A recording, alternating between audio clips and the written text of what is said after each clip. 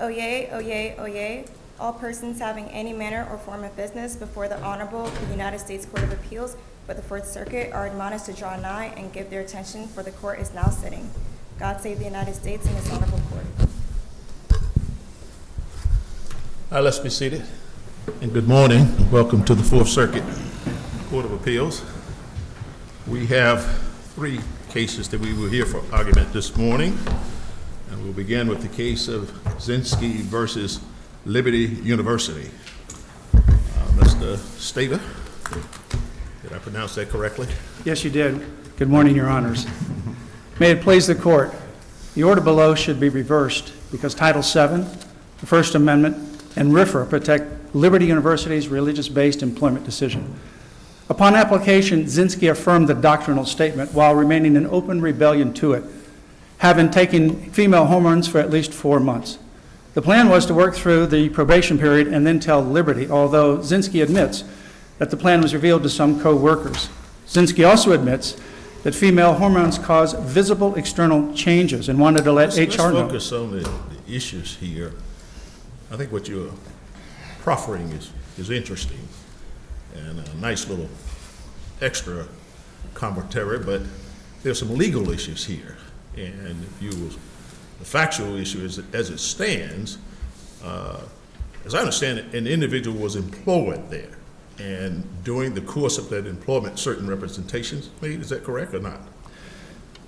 The Zinski was employed there, went through the 90-day probation, was given the doctrinal statement that was very clear that is relevant to the issue of this case that is before the court. That doctrinal statement is listed in Liberty's letter to Zinski. Zinski wrote a letter to Liberty in which Zinski states that Zinski had already been taking female hormones. That's in absolute violation of the doctrinal statement before the application. And by the time the 90-day probation period expired, Zinski had been taking female hormones for 7 to 8+ months, knowing that that was in violation of the doctrinal statement, and then asked Liberty to set aside its doctrinal statement, which Zinski received, in favor of a different theology from Zinski's own church. Liberty then made a religious-based employment decision that it had no choice but to uphold its doctrinal statement and thus terminated Zinski, who concedes in the brief that Zinski is not a co-religionist to Liberty's faith. In terms of how we consider the issues, you, I think, said Title VII, First Amendment, RFRA. It looks to me from the briefing that when you talk about First Amendment, one of the ways you do that is framed as ecclesiastical abstention, which when I'm reading the cases seems to be, if not the same, part of the church autonomy doctrine. That's correct. Do you have a position on whether that must be decided first before any statutory issues are decided?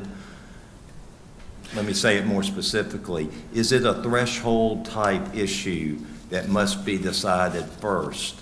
Normally we would, we might consider constitutional avoidance and look to statutes before constitutional issues if those could resolve it. But if it's a threshold issue in the realm of the court's power, maybe it should go first. Do you have a position on that? Yes, Judge Quattlebaum. I don't think it's a threshold position per se. Palmer, in fact, was presented with both Title VII and the other constitutional issues, and instead of going to the constitutional issues, went to the Age and Discrimination Act. However, this court differed in the Billard case, and instead of doing the constitutional avoidance, did a reverse. But none of those really grappled with whether it, maybe implicitly they were saying it wasn't a threshold issue by the way they handled them or not. But some courts have talked about it as almost jurisdictional-esque, and because it involves potentially the court's power. Sounds like you're not saying that. Well, I agree, Judge Quattlebaum. It does involve the court's power, and in that respect, it is jurisdictional. In this case, clearly what we have are 2 individuals, one of who admits is not a co-religionist to Liberty's faith, wants to change Liberty's faith and supplant the doctrine of the church that Zinski attends in favor of Liberty's doctrine in the doctrinal statement. So That is the essence of the church autonomy doctrine, that liberty has the ability to... So let me, if that's true, if I could just follow up on that. I mean, there are cases, going back to Watson in the 1800s that talk about the ability of the church to order its affairs, make decisions without involvement of the state. But at least in terms of Supreme Court opinions, I think I'm right that none of those have applied this doctrine in the type of case we have here, in terms of hiring or firing someone who assume this person doesn't qualify for the ministerial exception in this question. I think you dispute that, but just assume, for the sake of discussion, that's not applicable. To hire or fire someone who doesn't qualify for the ministerial exception, I don't think there's a Supreme Court case that has applied church autonomy in that context. First of all, is that correct? To my knowledge, that's correct. In Okay. fact, there's not Supreme Court case on a number of the issues before this court, including the Title VII, 702, 703, as it relates to this issue before the court. Why do we even have then, if the church autonomy doctrine works as you say it works here, what's the purpose of the ministerial exception, and does it do any work at all? Yes, the ministerial exception is a little bit more narrow, but when it applies, it's broad. The ministerial exception looks at an individual employee based upon what that employee does, the function of that employee, as to whether they are communicating a religious mission and message of that employer. And if that's the case, then none of Title VII applies. So it's narrow in its origination, but broad in its scope once it applies. But Go ahead, Judge Floyd. Well, I wanted to follow up with where he's headed. You're using both sections 702 and 703. Correct. Textually, they seem to be almost the same. But if we adopt your interpretation in this case, wouldn't the plaintiff, Zinsky have the right to challenge any pretextual issues? And where I'm going is, this is on a motion to dismiss. We don't have any discovery. We don't have anything except a complaint. And then your motion. That's all we've got in this case. Judge Floyd, 702 and 703 now operate essentially the same. They didn't always. 702 was amended in 1972 to remove the word religious before activity, so broadened its application. But 703 has been the same since 1964 and always applied to educational institutions, thus giving them even broader freedom of religion to exercise their mission as it relates to employment. And so because they teach people, and they teach people not just through the classroom and curriculum, but through their employees.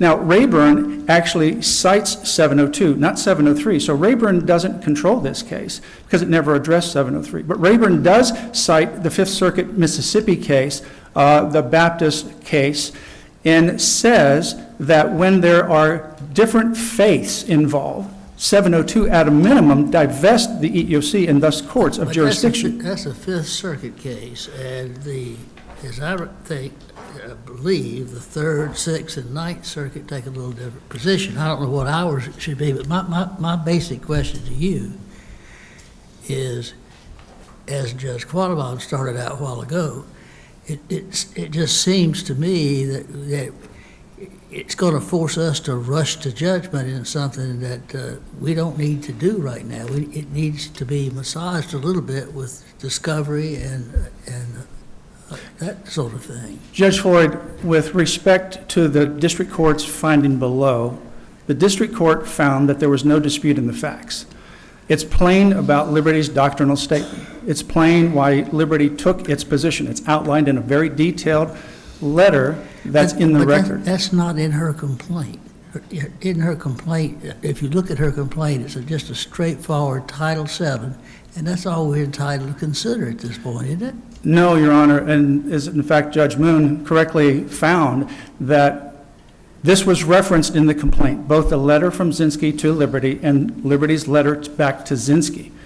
And then in the motion to dismiss, those letters were attached. And there's case law from this circuit, which Judge Moon cited correctly, that those could be considered in this 12B motion to dismiss. And that is before the court, and that is not disputed. There's no...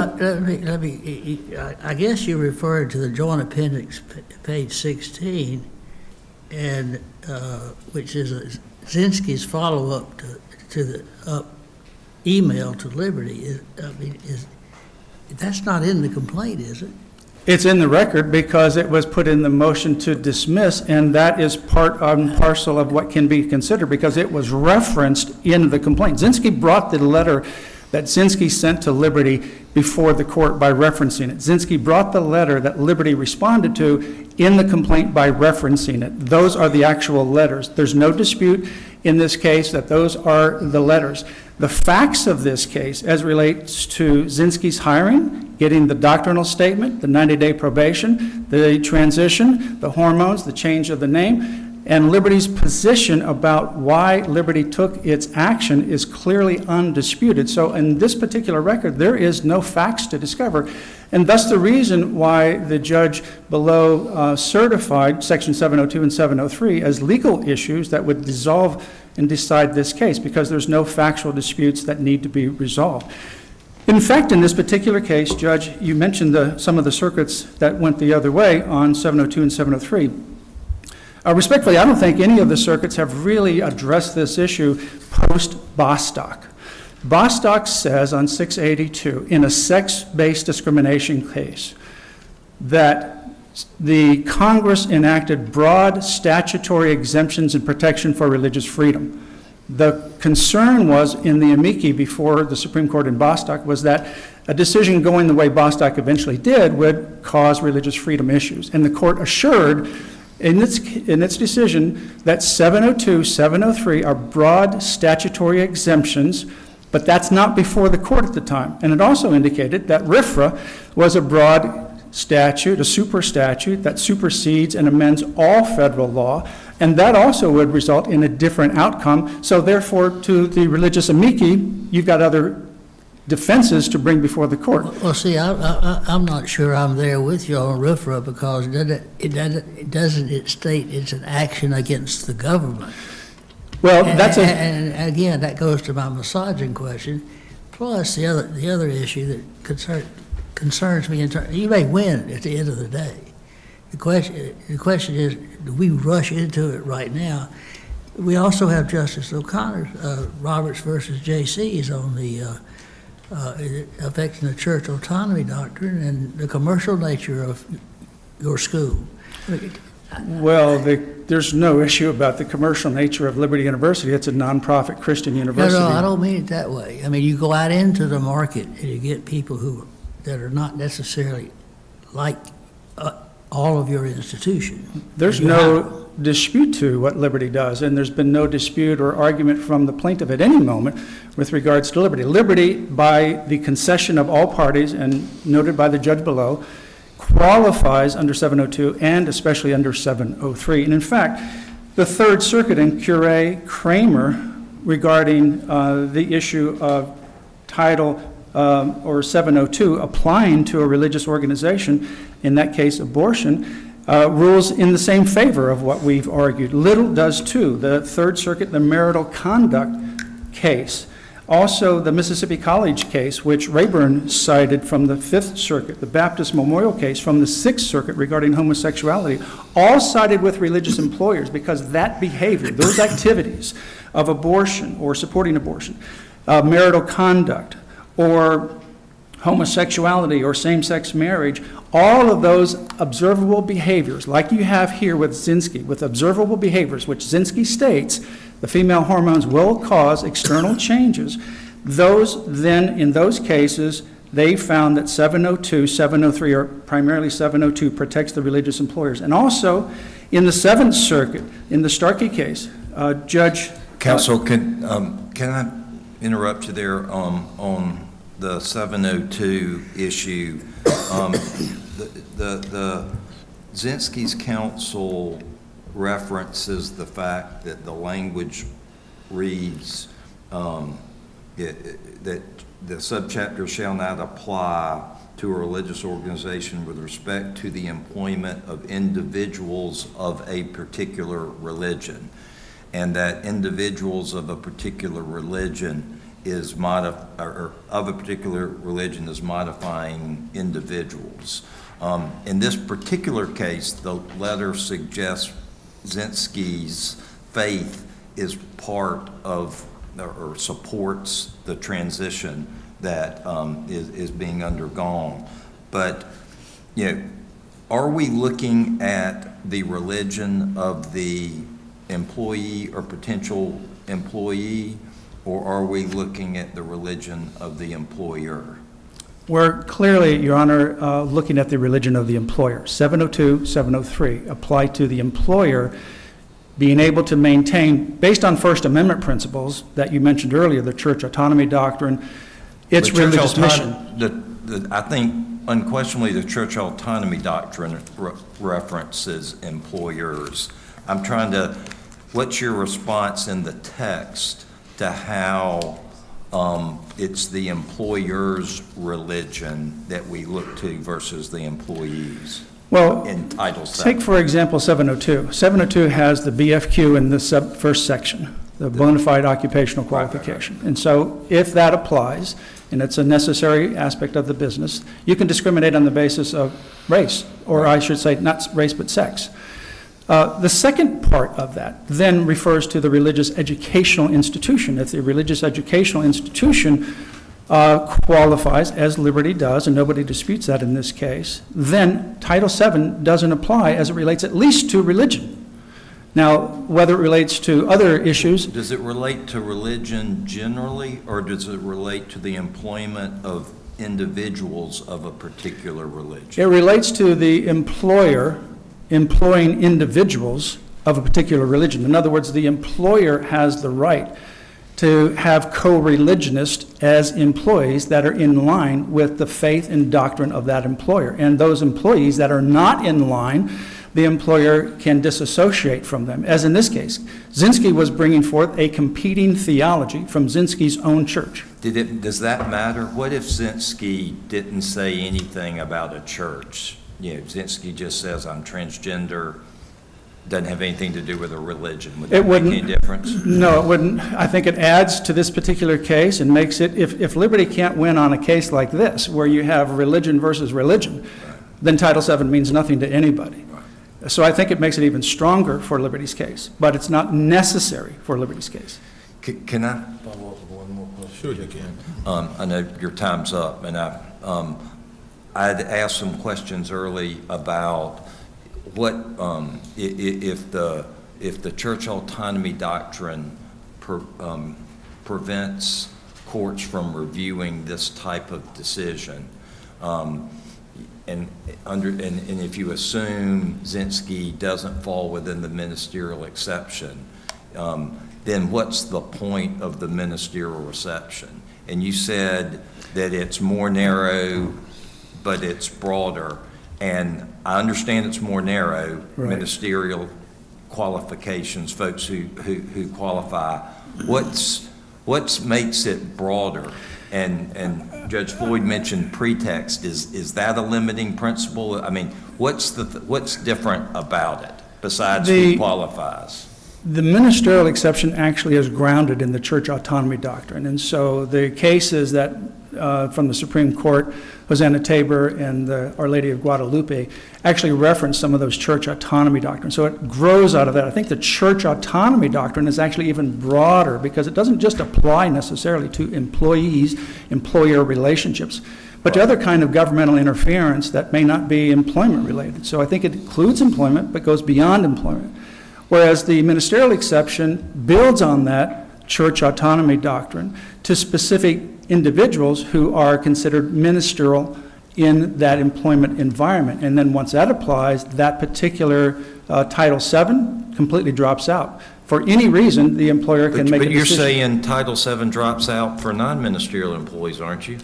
I'm saying Title VII drops out for non-ministerial employees in 702 or 703 if the decision by the employer, as here, is based upon religion. not if it's based upon something else. So for example, if a religious employer made a decision regarding sex discrimination that's not related to their religious-based theology, that doesn't drop out. That still applies. But if the employment decision is religiously motivated, Right. then Title VII drops out as it relates to that individual. Last thing, and I'm sorry for going on, is it your position that with the ministerial exception, courts don't look at it at all, whether it's, that's the That's point, correct. right? Okay. That's correct. It doesn't have to just be a religious decision, it's the nature of the position? That's correct. If it's a ministerial position, then that ends the matter. All right, thank you, Thank Mr. you. Staver. You have a few minutes for rebuttal. We'll be hearing back from you again. We'll hear from the appellee here, Mr. Callahan.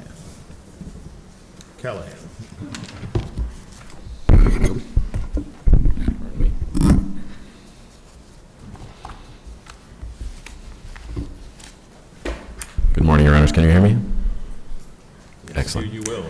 All right. May it please the Court, Matthew Callahan from the ACLU of Virginia on behalf of Plaintiff Ellen Rosinski. I'd like to begin by addressing the state of the case, which the panel has already asked about. This is at the motion to dismiss stage, and there are, in fact, disputes of fact. The district court identified several that would go to the ministerial exception defense and the other defenses asserted in this case. And in addition, the doctrinal statement, while excerpts of it were introduced in the letter from Liberty University to Ms. Zinsky, the entire text of it does not appear in the record right now. And there are further issues with invoking the doctrinal statement. Ms. Zinsky believes that the version that she signed when she started her employment at Liberty University did not contain the language considering transgender status. Mr. Staver began by saying there, at least on some point, he acknowledged that there are issues before us today that the Supreme Court has not addressed, some of which probably the Supreme Court intentionally deferred for future look or just avoided having to deal with. But now they bring a set of contentions perhaps never brought before courts before. And regarding Title VII, what in particular, in your opinion, is their contention that stretches beyond what the Supreme Court has said, not to what they would do, but what they've said thus far? Well, Your Honor, it's the extension of 702 and 703 to cover all of the bases of discrimination under Title VII. So those sections have been applied by the Supreme Court, by other circuit courts, to bar claims of religious discrimination. And that was the historical understanding of how far those exemptions spread. That can be seen by the fact that the language there, employees of a particular religion, individuals of a particular religion, parallels the initial statute's establishment of liability under Title VII, which prohibits discrimination on the basis of an individual's religion. So the parallel there cabined 702 and 703 to religious discrimination claims. Title VII has what the courts have recognized protected classes in there. And how does that play in here, if, at least from their perspective, how do you see the outcome if we rule in their favor, how that will be dealt with? In other words, if that religious motivation is established at the beginning, how do you view that as playing out from their perspective and the perspective you think currently exists, at least from the non-statements of the Supreme Court? Well, Your Honor, I think under the Bostock test, there's no limiting principle that Liberty has announced that would stop 702 and 703 from being applied to discriminations on the basis of race, on the basis of sex, on the basis of national origin, much more broadly. So it would effectively exempt religious institutions from Title VII with respect to every protected class that's mentioned in the statute. And that has not been the historic understanding of Title VII, where the robust protections of Title VII are a compelling government interest. It's something Is it the historical perspective of Title VII or the historical perspective of a particular protected class? In other words, from a historical perspective, how the court has treated race as opposed to sex, or does it deal with the entire statute? Well, Your Honor, I think their arguments apply equally to race-based claims. So a ruling for them would open the door to religious expressions on the basis of race. And I think the Supreme Court in the Bob Jones University case saw a religious institution that was willing to take its position against interracial marriage all the way up to the Supreme Court on the basis that it was religiously motivated and that it should be exempted from federal law. So in the wake of a decision finding 702 and 703 apply to all the bases of discrimination under Title VII. We should expect to see the same kind of case recur, and with a rule in favor of religious institutions, it would come out the other way. Just a couple more questions. Religious motivation, how do you define that? Well, Your Honor, I don't think that it needs to be defined. Bostock has a test for sex discrimination that's a but-for causation test. So whether the sex is the basis of an employment decision because of a religious motive or because of a non-religious motive or because of a religious motive that correctly interprets doctrine or incorrectly interprets doctrine, none of that's relevant under Bostock. So the test is not about religious motive, and that's one of the reasons why Liberty keeps trying to invoke a religious motive here. Judge Floyd, you have- I'm a little more interested from this point of view that I assume she's not a ministerial employee. And so if that's the case, and Liberty goes out into the commercial market and hires people like her who don't belong necessarily to their doctrinal position. I guess by rushing into this thing, I'd like to know your position on if she's a non-ministerial employee, is there a chance that in extending Bostock that that employers may have to comply with governmental regulations for non-discriminatory conduct? Yes, Your Honor. Not in the commercial sense out there. Yes, Your Honor. The employment relationship has special status, and Is that something that's could play in this case, or doesn't play, or am I just out on a limb? No, Your Honor. That's the boundary between the ministerial exception and the kinds of employment actions undertaken by religious institutions that are still subject to federal law under the Smith test. Is that in play in this case? Well, that's the boundary that this court should be sticking to. In other words, we don't think that Fourth Circuit or Supreme Court precedents can support a church autonomy right to hire and fire non-ministerial employees, employees who don't qualify for the ministerial exception. So you agree, counsel, there is a church autonomy doctrine that protects religious organizations from judicial review of certain decisions, correct? Yes, Your Honor. And that includes decisions related to individuals that fall within the ministerial exception. You agree with that? The ministerial exception is the application of the church autonomy doctrine to employment. Correct. And you agree with other things such as church internal discipline, church decisions on doctrine and ecclesiastical matters. You agree there's a church autonomy doctrine that prevents courts from looking at those sorts of things, correct? Yes, Your Honor. And your position is that that doctrine stops at employment decisions that are religiously motivated if it has the effect of discriminating against a protected class? Well, Your Honor, the constitutional protection stops at the boundary of the ministerial exception. Who says that? Well, Your Honor, I think that's the test the Supreme Court has applied. The district court noted if there was a church autonomy right to discriminate in the hiring of non-ministerial employees, there would be no need for the ministerial exception. Well, I asked your colleague questions getting at that point. The response was those are different things. I mean, there is, in the ministerial exception, it's a total hands-off. You don't really look to see whether it was religiously motivated. You don't look at things like pretext. In other words, it's a more narrow group of people, but it's a broader protection. So the answer would be, yeah, there is a difference. There is a need for a ministerial exception.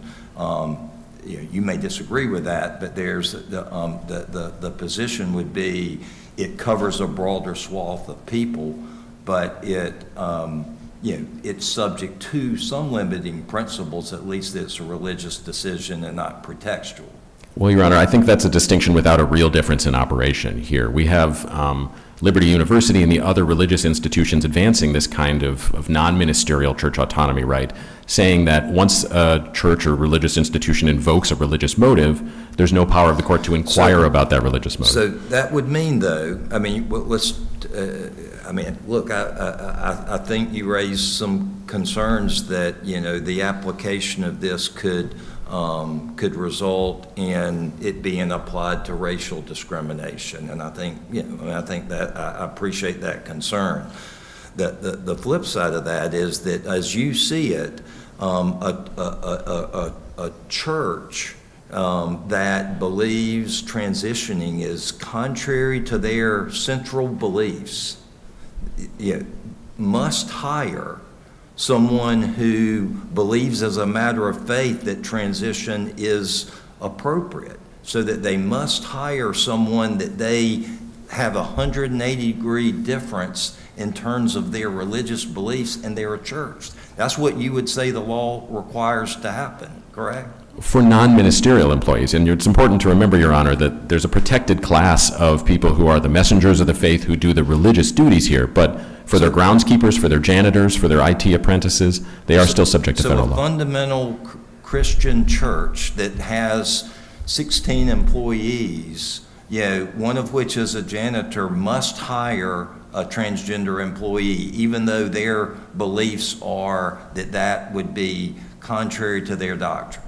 Yes, Your Honor. It's the employment law is like other generally applicable neutral laws and must be obeyed. Well, is it a must hire, or is it cannot discriminate? Well, Your Honor, exactly. They can't take an employment action to discriminate. That language, must hire, seems to force a church to do something, and when you have 16, as Judge Qualibon has alluded to, this applies in this context. That's one of the sort of exceptions there. But in this context, the limitation, if there is a limiting principle here, it has to do with the church autonomy in terms of, is the court making decisions for the church? And if the church has a ministerial position, which there's some debate as whether it's jurisdictional or affirmative defense, I think either way it applies to be a blanket. And as you've indicated, that's an exception. But there is no exception if the autonomy doctrine takes the realm of excluding it all, which means it's subsumed in it, so you don't have any true meaning to the ministerial exception. At least that's, I'm understanding your argument to be that, but is that the line of reasoning you're following? Yes, Your Honor. The ministerial exception, we think, is the proper scope of deference to church autonomy here, and again, just as churches are required to follow other laws, like traffic laws, like laws against the consumption of narcotics, even if their religious beliefs would prompt them to act differently. So you have this, I think when you get down to it, there is this feeling of, well, the church should be able to hire whoever they want to hire, but they're given a special exemption for religious activities, whatever motivation. So the Constitution says if you hire someone and that person has a role that's playing within the church of religious activity, religious motivation, then yes, you don't have to worry about race, you don't worry about sex, anything. You can discriminate. You can be one, I suppose, that you don't want an interracial couple there. I guess if you minister a role, you could just say, no, you're married to a white person or a black person, you can't come. And what this has done over the years, and why the tension is now developing, is something the Supreme Court, it had its chance to address this. And it just hasn't addressed it. I mean, this is not like it's coming to us the first time, or that we are the only ones that are getting this question. This question has been out there for years and years and years, and now, given, I guess, the temper of the times, we're now pushing it to the level where we want to connect and say, well, you ought to be able to hire anybody. If a church has 8,000 employees, and let's say 500 of religious people, the other 7,500, I can pick whoever I want to pick and be discriminatory about it. I'm not like other people out there, even though the religious exemption is dealing with you in the practice of your religion. Because churches do more now, I guess, than practice and teach religion. They really go beyond that. So in this, whether this person is an IT person or whether it's someone that's a janitor, of someone in a non-ministerial position. That's the issue we're now confronting here, and it's a conundrum. It's a conundrum for us, as a lower court, as I've said in other instances. Supreme Court could help us out on this and give us an answer. And we'll follow that law. You do know that, don't you? Whatever they tell us, we're going to do. The problem is when they haven't said it, and now we're put in a position where we're put with these kinds of instances where it can and cannot happen, and yet it's been working all these years, and now we are here, we're the ones that now have to flip it, and there may be a split between the Fourth Circuit, maybe the Ninth Circuit, another circuit, and it goes back and forth, and finally, one day it'll get to the Supreme Court, and let's hope we'll get an answer then, something definitive. And I'm not punting to the Supreme Court, certainly we'll give the answer. But I'm saying this is the kind of thing that's been around, and it's a very sharp issue that's dealing with us now, this tension of statutory constitutional law in the context of this kind of activity and the reach of churches and religions in this country, dealing with those that are in religious type positions as opposed to non-religious positions, and how you must, what you can and cannot do. I think that seems to be the tension. And Your Honor, I think that the breadth of this of such a ruling is important and brought up by your statements there. The hundreds of thousands, if not millions, of employees who work for religiously affiliated hospitals, corporations, churches, could all find themselves completely without recourse under Title VII or civil rights law generally, with the application of a constitutional doctrine that exempts these religious institutions from employment law generally. You're not saying a church like St. Jude or something like that that's connected with a church, or, you could even go to universities in terms of what's connected with churches, that our holding would apply in those instances too? I don't see Liberty's version of the church autonomy doctrine as having a limiting principle that would stop short of applying to those institutions. Well, Liberty has a specific religious type to it, but Wake Forest University, for instance, is a Baptist university. Duke's Episcopalian. When you think about it, there is that religious. Marquette University is a Catholic type situation, and I'm trying to understand what that means in terms of what is the reach of where this goes in terms of who can be discriminated, in an entity like that. Of course, that gets to a broader question of what is the activity that's being carried on by the church. Is it a direct one? This is not the instance here. But I'm just wondering, where is this going?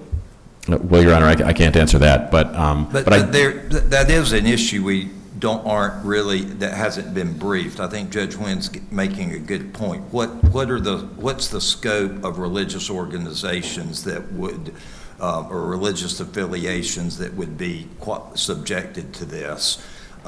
Maybe certain hospitals, maybe certain schools don't qualify, maybe they do. That's an issue we really don't have before us. And my good friend Judge Wynn, he's a UNC guy. He might not know that Duke's a Methodist university, not Episcopalian.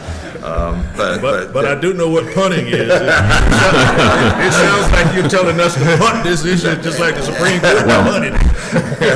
To return to some of Judge Wynn's other comments, the Supreme Court could have ruled on such a right in previous cases, and I think that the care that this court took in establishing the scope of the ministerial exception without any inquiry into whether a religiously motivated discharge of these people would get out of the whole question of whether the ministerial exception applies. Well, let's ask you the same question was asked of Liberty. What else do we have to have in this record to make this legal decision? In order to complete the, I think, for instance, the ministerial exception defense that Liberty has invoked is held to be a very factually intensive inquiry into what the employee does. At this stage, Ms. Zinsky's characterization of her duties as an IT apprentice without having any religious dimension to her duties, Liberty being happy with her performance, that's all something that the court has to credit and accept as the record for the ministerial exception in this case.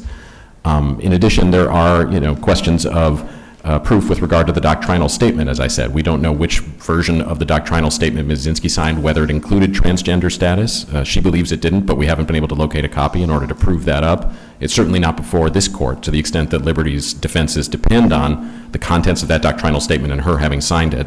That's not before this court to rule on at this stage. The district court identified a number of other factual places where things could be developed, and I think that a summary judgment record makes much more sense for many of the defenses here. So with that, we would ask that this court remand to the district court to continue this opinion, and that it not go beyond the boundaries set by the Supreme Court for the church autonomy doctrine and the employment decisions with regard to the ministerial exception, and find a church autonomy right to discriminate against non-ministerial employees. Thank you, Mr. Callahan. We'll hear from you again, Mr. Staver. Thank you, Your Honor. Rebuttal. It's astounding, Your Honors, that Liberty University could not enforce its doctrinal position and must hire individuals that are directly in contravention publicly through their beliefs, their observances, and their behavior. The church autonomy doctrine clearly protects Liberty's ability to have co-religionists, and the Ninth Circuit has 2 cases recently decided, this year and last year. The World Vision case and the Union Gospel case, both of which are church autonomy doctrine cases, both of which apply to non-ministerial individuals, because the state in that particular situation, as the EEOC or Title VII would be doing in this situation, would be forcing those entities to hire someone that's totally in contravention to their faith. Both of those cases stand for that proposition. And if Liberty can't actually hire employees that are consistent with its faith, then Liberty has no faith. Liberty would be viewed as a hypocrite for having a doctrinal statement that means nothing when it teaches young people about not only in the classroom and the curriculum, but also through the employees. And when the doctrinal statement says one thing, but Liberty is then restrained from actually exercising it as it relates to its employees when there's a clear, undisputed conflict, in this case, with no dispute. What is the limiting principle of a doctrinal statement? In other words, can a church, religions can be of all things. You can actually, they are recognized religions for the devil. You know this. And I mean, they're religions. They get exemption just like everybody else. And I'm just wondering, what is the limit on a doctrinal statement? Here you have a statement against transgender. Is there anything that would prohibit a church from having a statement prohibiting interracial marriage, or, and I'm using race, but other things, or any of the protected classes? Could it be in a white supremacist mode and it says only white people can come? Is that a doctrinal, how do we deal with that in the context of where you are if there is this blanket allowance to discriminate if it's in your doctrinal statement? What is the limiting principle on the doctrinal statement? Yes, Judge Is there, I should say. I think there is, to some extent. Courts have to be careful not to second guess or debate doctrinal statements, just like sincerely held religious beliefs, as long as it's sincere. Liberty's, in this particular case, has a very specific doctrinal statement. It's quite clear. It's not against trans. It actually says God created I'm not humans. challenging the sincerity of this statement. What I'm saying is, if we apply it here, how does it not apply to another institution that doesn't have your kind of core values of saying, we won't do that, but they can? You understand what I'm saying? They can have a statement in there, and we legally cannot differentiate the two unless you tell me how it is we do it. When the next person that stands up here says to us, well, we have a doctrinal statement that says that no people we will only allow certain types of people to come in here. Yeah. And that is something you would not put in yours. I do not believe for one moment you would put it in there, right. But someone else could. But legally, the propositions are the same. So how do we differentiate when that case comes to say, no, we're not talking about that case? How do we do that? Judge Wynn, I see I'm out of time. May I respond? Please. I think there's a limiting principle, and there's not this parade of horribles that this will apply to race, because unlike sex, you have a specific constitutional amendment that comes into play with regards to race. So I think even if you have a doctrinal statement that is racist in nature, you have a competing constitutional provision. The First Amendment protects liberty because of autonomy, ministerial exception, and certainly that's the basis for Title VII. But also a competing constitutional amendment is that regarding race. And consequently, I don't think there's this parade of horribles that this is opening up the racial discrimination door. No, it doesn't. It applies in a very narrow situation. For example, Title VII, the 702, 703, very narrow.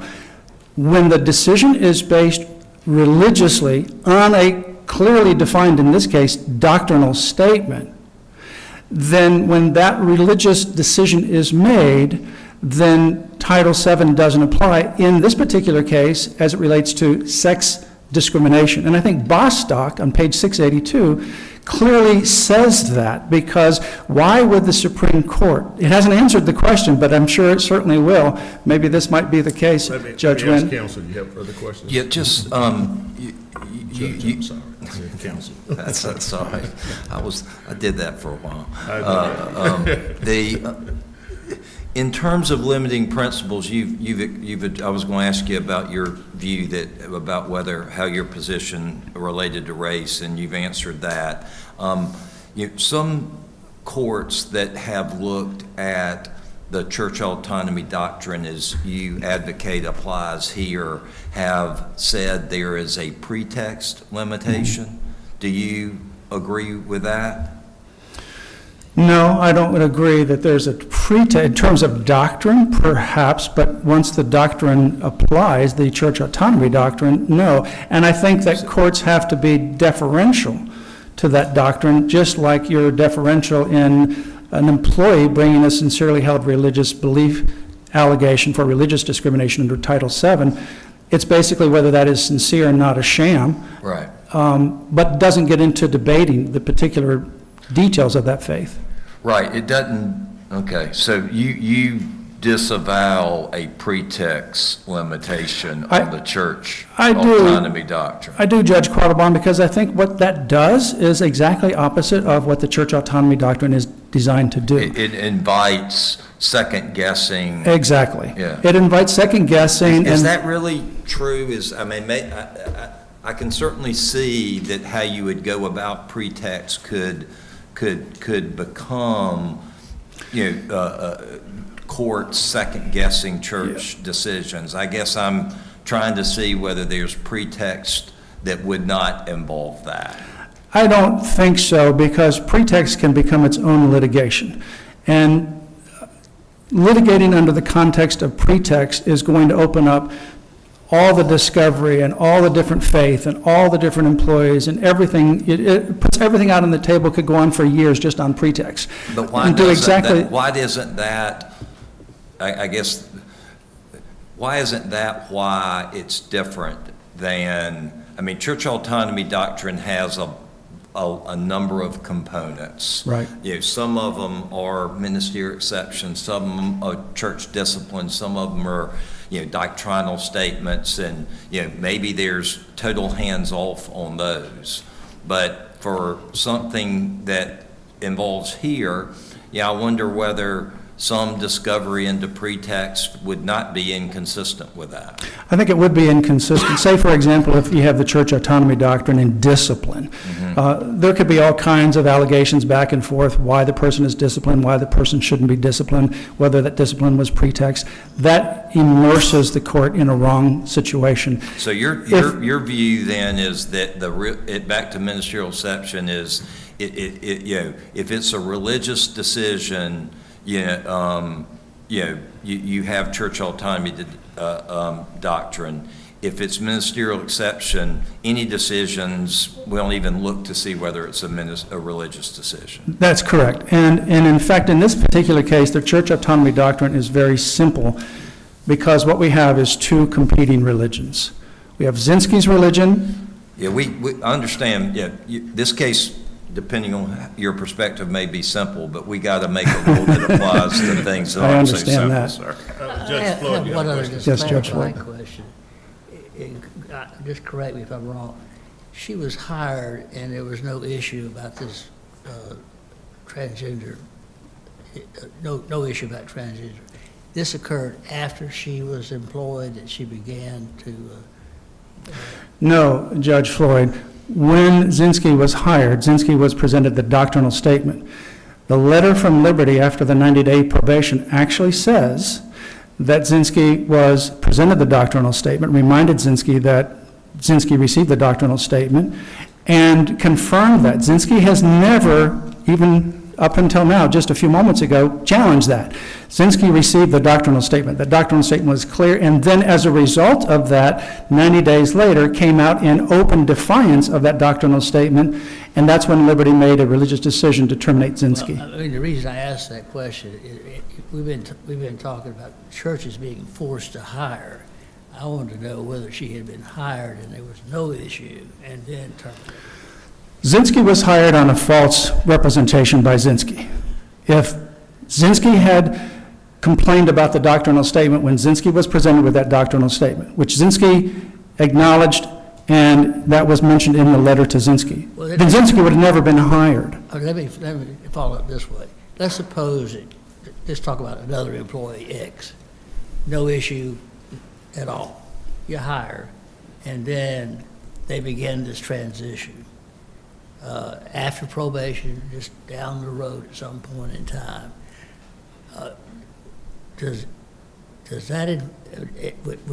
would your action be the same? Yes, it would be. In this case, it's an easier situation because Zinsky began the transition before, signed the doctrinal statement in open rebellion to it, and then waited the 90 days to reveal the ultimate plan. But if Zinsky actually signed the doctrinal statement and agreed with it at that time, and then went through probation and, say, worked for a couple of years, and then Zinsky decided to do the same thing, the same result would happen, because Zinsky would now be in open rebellion by belief, observances, and activities against the doctrinal statement, even though that happened afterward, because the doctrinal statement has to protect Liberty's ability, or any other religious organization's ability, to hire and maintain employees that are co-religionist. By Zinsky's own admission, Zinsky is not a co-religionist. Zinsky's of a different faith and wants to supplant Liberty's faith with the faith of Zinsky's church. So church discipline at that point would not be an issue. It'd just be the doctrinal statement. It would be the doctrinal statement that the person may have been in compliance with, assuming hypothetically at the beginning, and then became non-compliant with that. In fact, that's the cases that I mentioned before with regards to the supporting abortion. That's the Cure Kramer case from the Third Circuit, and also the marital conduct, somebody who was divorced but didn't get the proper annulment. That came afterwards. Mr. Stater, I want to thank you for, the reason I'm doing this was because we had two other cases. I know, you've got a full There's docket. some overlapping in these issues, so I think the two of you and Mr. Callahan, you've done a wonderful job of setting the stage, not only for your case, but for cases to come, and we look forward to hearing those arguments, but thank you very much. We're going to come down. Thank you, Your Honors. In our tradition, Greek counsel.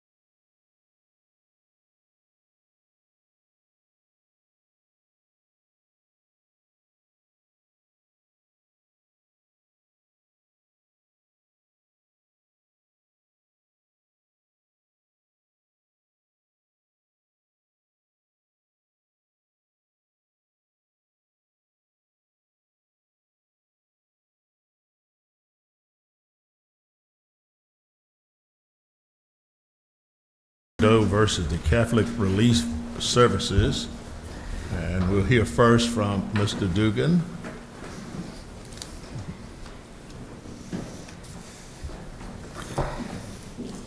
Thank you, Your Honors. May it please the Court. This case involves the official humanitarian agency of the Catholic Church in the United States.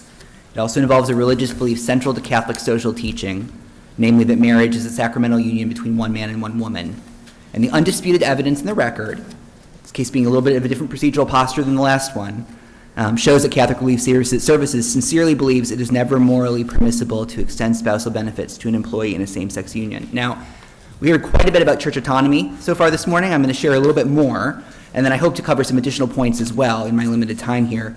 But I want to jump in on something that Counsel for Liberty said in his rebuttal with respect to the Union Gospel case in the Ninth Circuit, because I really think that that case is helpful both in terms of showing how the Supreme Court's teaching flows down into cases that deal with fact patterns more analogous to what you have in front of you today, as well as perhaps with respect to the issue of limiting principle. So what's interesting about Union Gospel, I was reading it again this morning, is it relies very heavily on the Supreme Court's language from the ministerial exception cases, even though obviously it's extending that language to a different situation, one in which you don't have a minister, one in which you have, in fact, IT workers, which is not so different from John Doe's situation. And what's interesting about it is that the court says, look, you have some cases that involve ministers, and that seems to be an increasingly capacious category.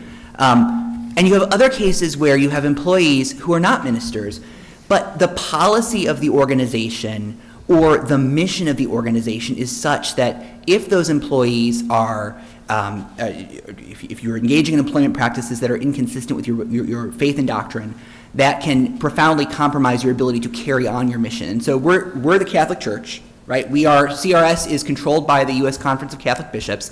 It doesn't get much closer to the church than that. And so that's my first comment on limiting principle, which is that we're talking in this case, we're talking about the church. So the issue here is the issue we touched on briefly.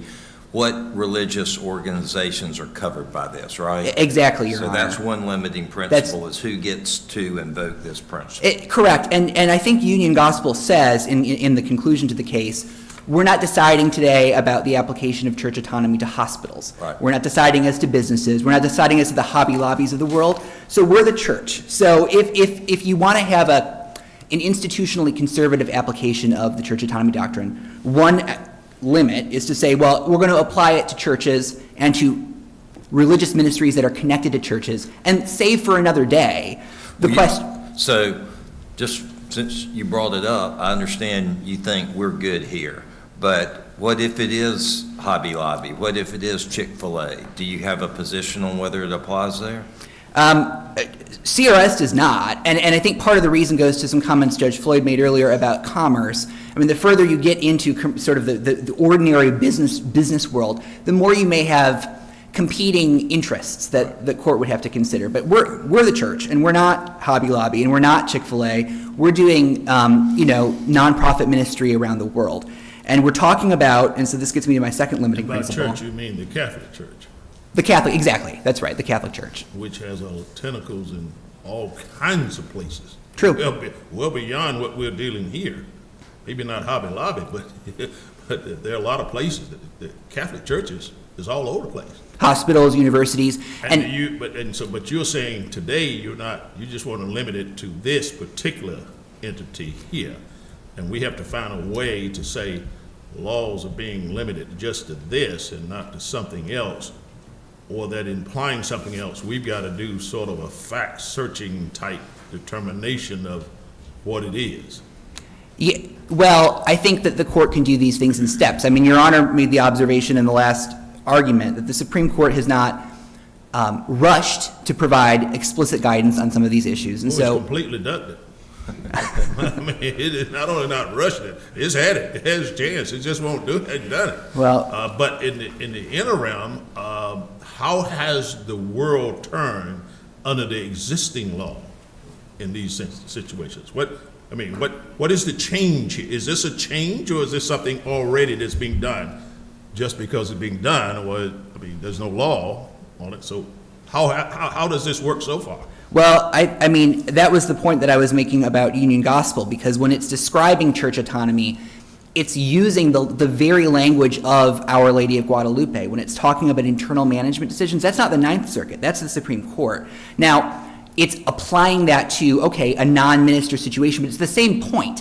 Why do we even have the ministerial exception in the first place? Why do we have any of these protections? It's because we understand that churches are different. We understand that although churches can engage in many different activities in society, they're also, back to the beginning, right? We've always viewed the church, religious institutions, religious nonprofit organizations as being special, as being distinct because of the inherent First Amendment implications in regulating churches. That's rather expansive in and of itself when you say churches are different. We probably, most of us here, are thinking in terms of Christian religion, but religion covers a whole swath of areas. I Sure. mean, it's not what we do in terms of the Christian religion. Religion is very broad, and it covers, as I said, everything from devil worshipers to whatever. I mean, so if you got a sincerely held belief, I think is the groundwork on it. That's where we are, and we've created these exceptions, and which seems to me, and that's the question: is what are they really exceptions, or is it now just the state of being that once I tell you what my doctrinal beliefs are, I'm allowed to discriminate and do what I want to do? Well, is there any longer an exception? Is that what you're asking us to do away with the so-called exceptions? I think that Judge Quattlebaum's question in the prior argument about pretext inquiry is helpful here. I mean, I don't see why the pretext inquiry is materially different from the question of sincerity. I think courts are required to determine whether when a religious claimant comes in and says, look, I have to take the employment action X, I have to do this thing. The question is why? Do you have to do that because of a pre-existing sincerely held belief, or are you taking that position because of some other ulterior motive? So what if on that? What if in your situation? Well, well, I'll just take it out of this case. What if someone says, I'm not going to hire same-sex people, homosexuals. I'm not going to hire transgender individuals. That's a sincerely held religious belief. But the plaintiff comes in and says that's pretextual. You got all these other doctrinals, and you've hired Sure. people who are inconsistent with all your other doctrinal beliefs. That makes me think you're just using this as a way to discriminate against individuals who are transgender. I mean, is that the sort of thing that could be an inquiry into pretext? I think it would have to be, Your Honor, and it doesn't offend, there's this discussion with my friends in the briefing about whether the pretext inquiry or the sincerity test would itself offend church autonomy. And the answer is no. Courts are equipped to test it in a way to find it, because the question is, what do you believe? And this is, I made this point, I think, in the reply brief. The court's not going to question whether it's a good belief. The court's not going to question whether it's a rational or an internally consistent belief, but the court will test whether it is a belief. And we're coming here at the end of the case, right? That's unlike the Liberty case. We had a trial. We had years of discovery.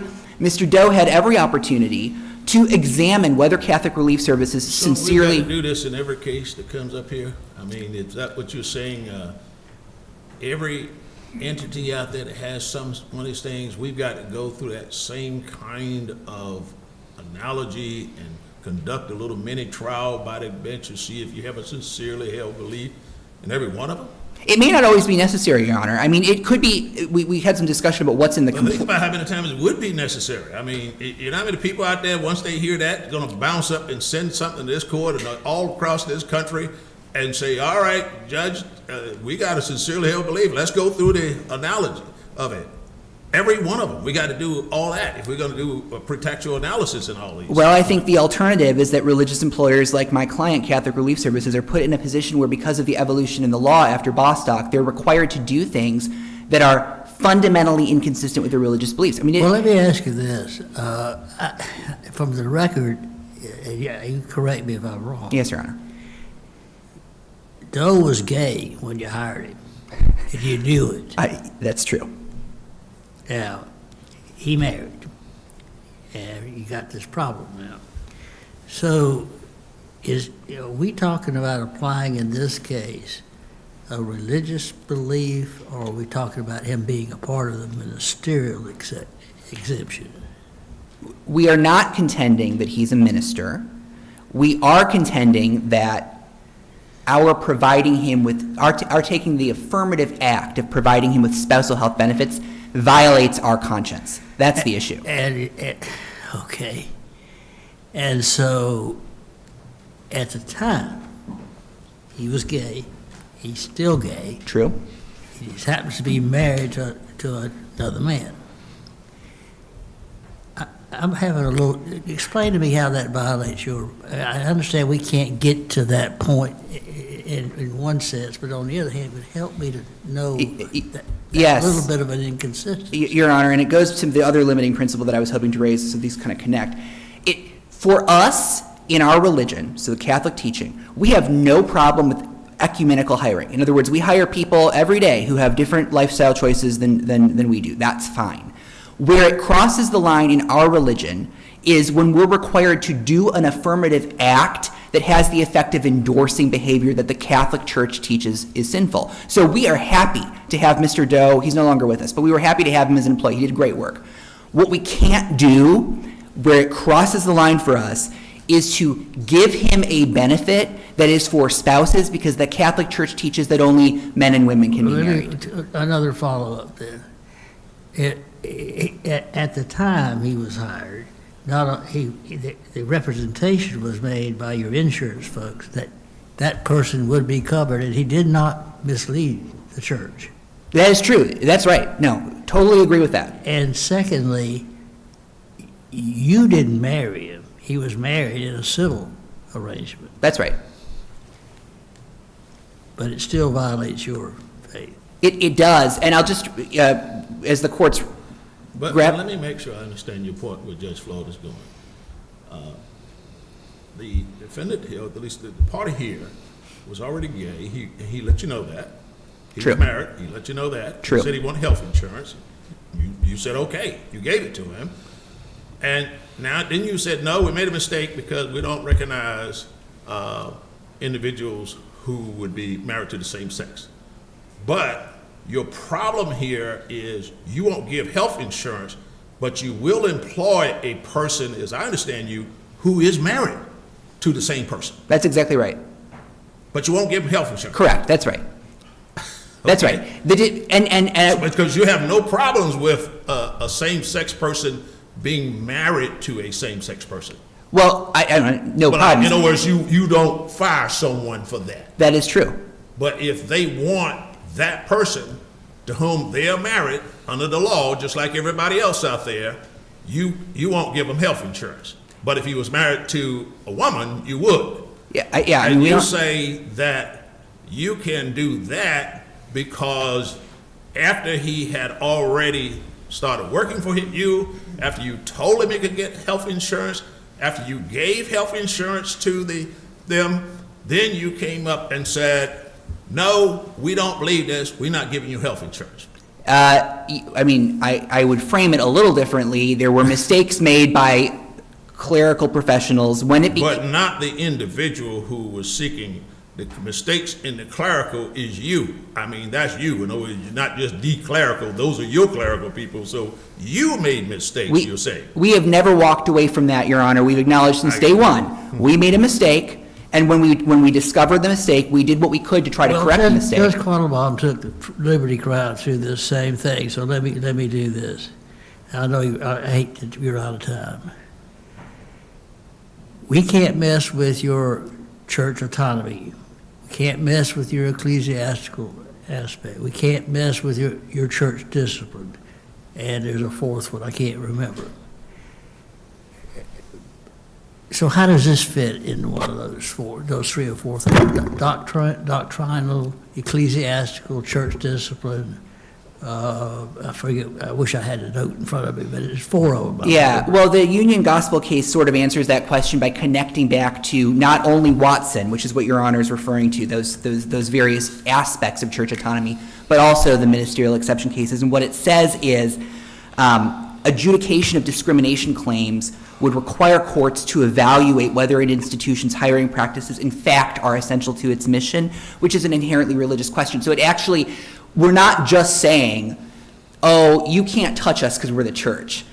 What we're saying is, for you to come in and evaluate whether it's necessary for us to have this policy, whether this policy, this benefits policy, is compelled by our religion, that is itself a religious question, and that is precisely what Watson said courts can't delve But Union into. Gospel also held that religious motivation cannot be a pretext for non-religious discrimination. Absolutely. And that's the safeguard. That's the safeguard. That's what stops this from becoming a mechanism for religious actors or purportedly religious actors to say, well, I don't want to hire that person or I don't want to provide that benefit. Courts are well equipped to test pretext. They do it every day. This is no different than that. Counsel, Go ahead. if I could ask a kind of maybe structural question. We've been talking about what these church autonomy doctrine principles are. My question is when we should look at them, or what's the nature of them. Right. Do you have a position on whether these are threshold immunity sort of questions that must be addressed at the outset of litigation? Or here, I mean, Title VII is part of this case too, whether we would avoid constitutional issues and deal with statutory issues first? So I'll answer that two ways. First, I think the McRaney case in the Fifth Circuit does a really nice job of explaining sort of the quasi-jurisdictional nature of the defense or the issue. Yeah. And even just the procedural history of McRaney, that went up twice, right? The first time around, the court said, we're not sure if church autonomy applies here. The second time around, the court said, after summary judgment record was in place, yes, it does. So the answer to your question, your first question, Judge Quattlebaum, is the court should reach it at the earliest feasible opportunity, but that won't always necessarily be at the pleading stage, because the reality is you're going to have to look at the facts and decide, do we have enough information to do that pretext check to make sure this is not just running amok? And I said I had a second point, but I don't remember what it was, so I think I'll just say that. That answers my question, I think, in terms of understanding your position, so thank you. Unless, You got a little time coming back for rebuttal, so we'll hear from you then. In the meantime, I think your co-counsel there wants to have a word. Mr. Sturgill.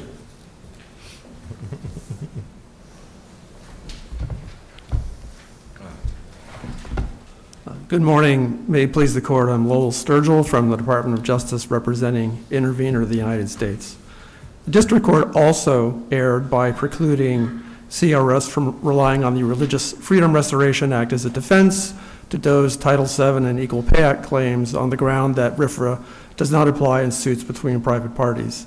Textually, RFRA, as we've heard already, amends all federal law, and it provides that a party can raise RFRA as a claim or defense in a judicial proceeding. So that's what we have here. These are claims under federal laws. That it's a governmental, you have a governmental party to it? Yes, so the government is involved in this case. Who's the governmental party? You're amicus, I guess, but are you it? I think he's looking at him. You think we are? So we're a governmental party on everything. You think we're a party to something? So first of all, we're going to get at the end of this. I've heard that argument before, but maybe I'm not as convinced as some of the others have been to it on it, but who's that governmental entity? You think it's us? So first of all, Congress is... No, I need to answer that question. Well, who is the governmental entity in this party that's a party to this case? It is... The case, the government doesn't have to be a party to the case. It has to be So you're saying the it has to be a result from government action. Governmental party, what do you need as a government? Just some interested governmental interest? So the statute defines government to include a branch. So Congress is a branch. Congress enacted Title VII and the Equal Pay Act, and it's those obligations that Doe is relying upon to provide the basis of this suit. And it's, you mentioned the court, so what Doe wants is a ruling from this court enforcing those provisions. So counsel, if that's I think there's few ways to deal with the role of RFRA, it seems to me. One is, do you have to have a government party? And it seems like you're saying you disagree with that you don't have to have a government party, that if you have a statute that burdens religion, Congress has, in effect, done so in that fashion. Is that right? That's correct. So if that's the case, are we essentially then applying, I guess what we're doing there is we already have law that is constitutional law that applies when the government burdens religion. And I guess what we had is cases that applied rational basis review. So what RFRA does, if it applies in that way, would get us straight to strict scrutiny without having to deal with neutral and general applicable and things like that? That's how that's because we got the law that says you can't do that anyway, but we have to go and decide what level of scrutiny. I think you're saying RFRA, as you read it, just takes us straight to strict scrutiny. Am I understanding you right? Well, first of all, this case, I think, illustrates how RFRA would work in a case between private parties. First of all, CRS would bear the burden of showing the prima facie elements of a RFRA claim. So it would have to show that it has a sincerely held religious belief that's being substantially burdened by government action. Which is what you'd have to do in a normal First Amendment case. Well, no, Your Honor. In a first, I'm sorry. That's right, answer his question. Go ahead and answer the question. Okay. So in a First Amendment case under Smith, the question is whether, as you mentioned, the government action is neutral and generally applicable, and the plaintiff has to show a burden on religion, but religious discrimination is itself a burden. So you don't have the same type of substantial burden requirement as RFRA imposes. That's an additional burden. But if I could just finish up very quickly. Sure. So then once the prima facie case, if it's made, is made, then the plaintiff would step into the shoes of the government and make the argument that there's a compelling interest that the federal statute furthers, and it's the least restrictive means. And that's what's happened in the case, right? CRS in this case has said it has a substantial burden, and Doe says, well, yeah, but there's a compelling interest and it's the least restrictive means. Judge Floyd, I'm sorry. I'm trying to follow. I got my hearing aids in too, by the way. Textually, that statute says against a government. So who is the government again? And in answering that, I mean, Judge Qualibon set it up for you and said, it's Congress or whatever, but give us a case that said that. I don't know if I've seen a case that said that makes them a governmental party in that instance. I'm not sure the government wants to be a party in every instance like that, because then it sets up that the relief is against the government. So that's really, it's a point that probably needs to be at least, I think you need to be more specific about it. It may support you, but give it something there. The case that supports that the government is involved in this case. So again, our position is the government doesn't have to be a party in the case. So you can't get anything against the government if the government's not a party, is it? Can you? That's Judge Floyd's question, which I'd like to answer. No, that's my question. Okay. You can get anything against the government if you don't have the government as a party. Well, yes, if the court were to hold that RFRA does not, that the RFRA does provide a defense, then the plaintiff would not be able to rely on Title VII. In that sense, the relief would be against Congress because Congress enacted the burden. You asked for a case. The Second Circuit Hankins case held that RFRA does apply in a case between private parties like this. So we rely on the Second Circuit case. And Judge Floyd, I have forgotten your question, but it was a good one. My question is just simply, I don't know who the government is. I mean, you're turning all the principles of justiciability, the ability, which includes being able to get relief. I mean, where are they going to get the relief? They're going to have to turn around and sue Congress?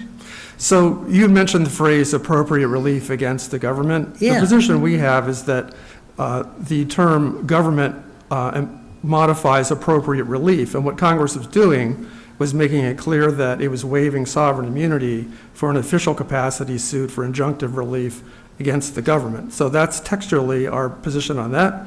But again, the relief could be against Congress in a sense because Congress is the one that enacted the statute. And I also wanted to point, Judge Floyd, to your opinion in the Great Stakes case, which is cited in the reply brief, which held that in a Title VII case, Congress intended for plaintiffs to act as private attorneys general. And it put its thumb on the side of plaintiffs in Title VII cases in the sense that, as you pointed out, Title VII authorizes attorney's fees for plaintiffs in Title VII cases, except in special And circumstances. that's statutorily provided. And defendants don't get that. Right. They can get fees, but only under much more stringent circumstances. So that's another sense in which Riffer says that the government can include persons that are acting under color of law. And I think Great Stakes basically says plaintiffs, in a case like this, where they're relying on Title VII, are acting under color of law. Your time is up, and so we'll come back to you because we're going to offer a few minutes of rebuttal, but let's hear from the other side over here. Mr. May?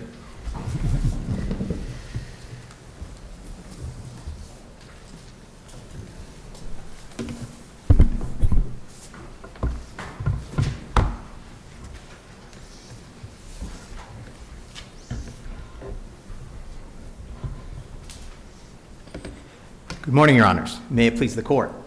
My name is Anthony May, and I represent John Doe in this case. Your Honor, a few undisputed points that are relevant to the analysis today.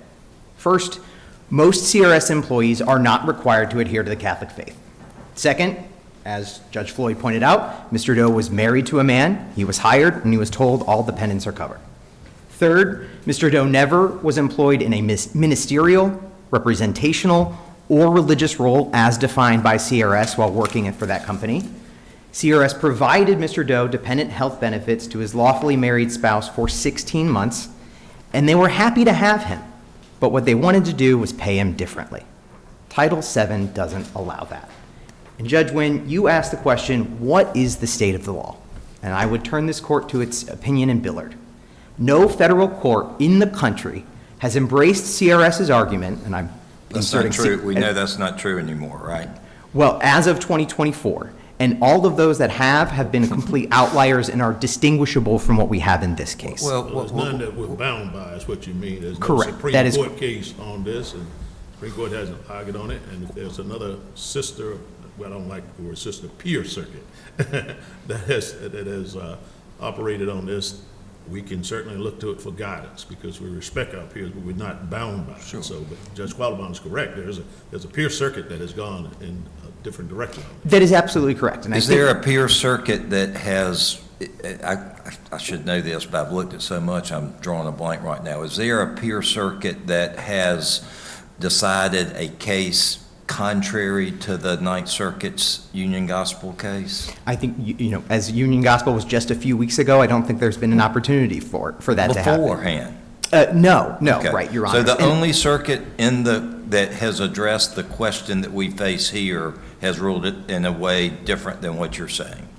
It has, and I would say in that it is distinguishable for a number of reasons. And of course, that's not binding, as Judge Wynn Correct. says, but the state, in terms of what we're facing here, one federal appellate court has addressed it, and if we were to find that persuasive, it would be against your client's interests. That is absolutely correct, but I think this court can turn to its own precedent, Sure. particularly in Rayburn, in Kennedy, and in Billard, where the court has over and over again, for 30 years, discussed the fact that there are, in fact, employees that work for religious Well, that's employers. the differentiation. That circuit was not bound by our cases. We are bound by our cases. So we have to look at that to see if we either agree, but we have to agree in light of the cases that we are bound by. Yes, that's exactly what I'm saying, Your Honor, which is why I'm saying that the court, in fact, should not follow the Ninth Circuit because it's bound by its own cases and its own precedent.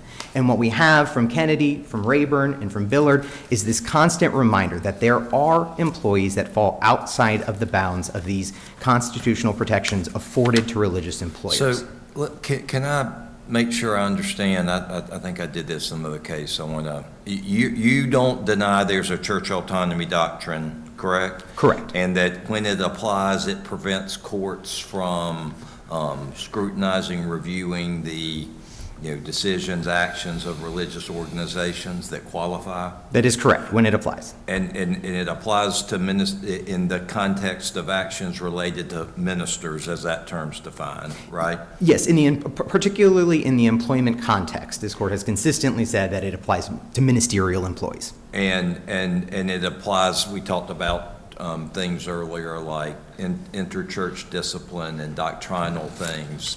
And I understand your position is that it doesn't apply to the employment of non-ministerial employees, correct? That is correct, Your Honor. Has the Supreme Court ever said that?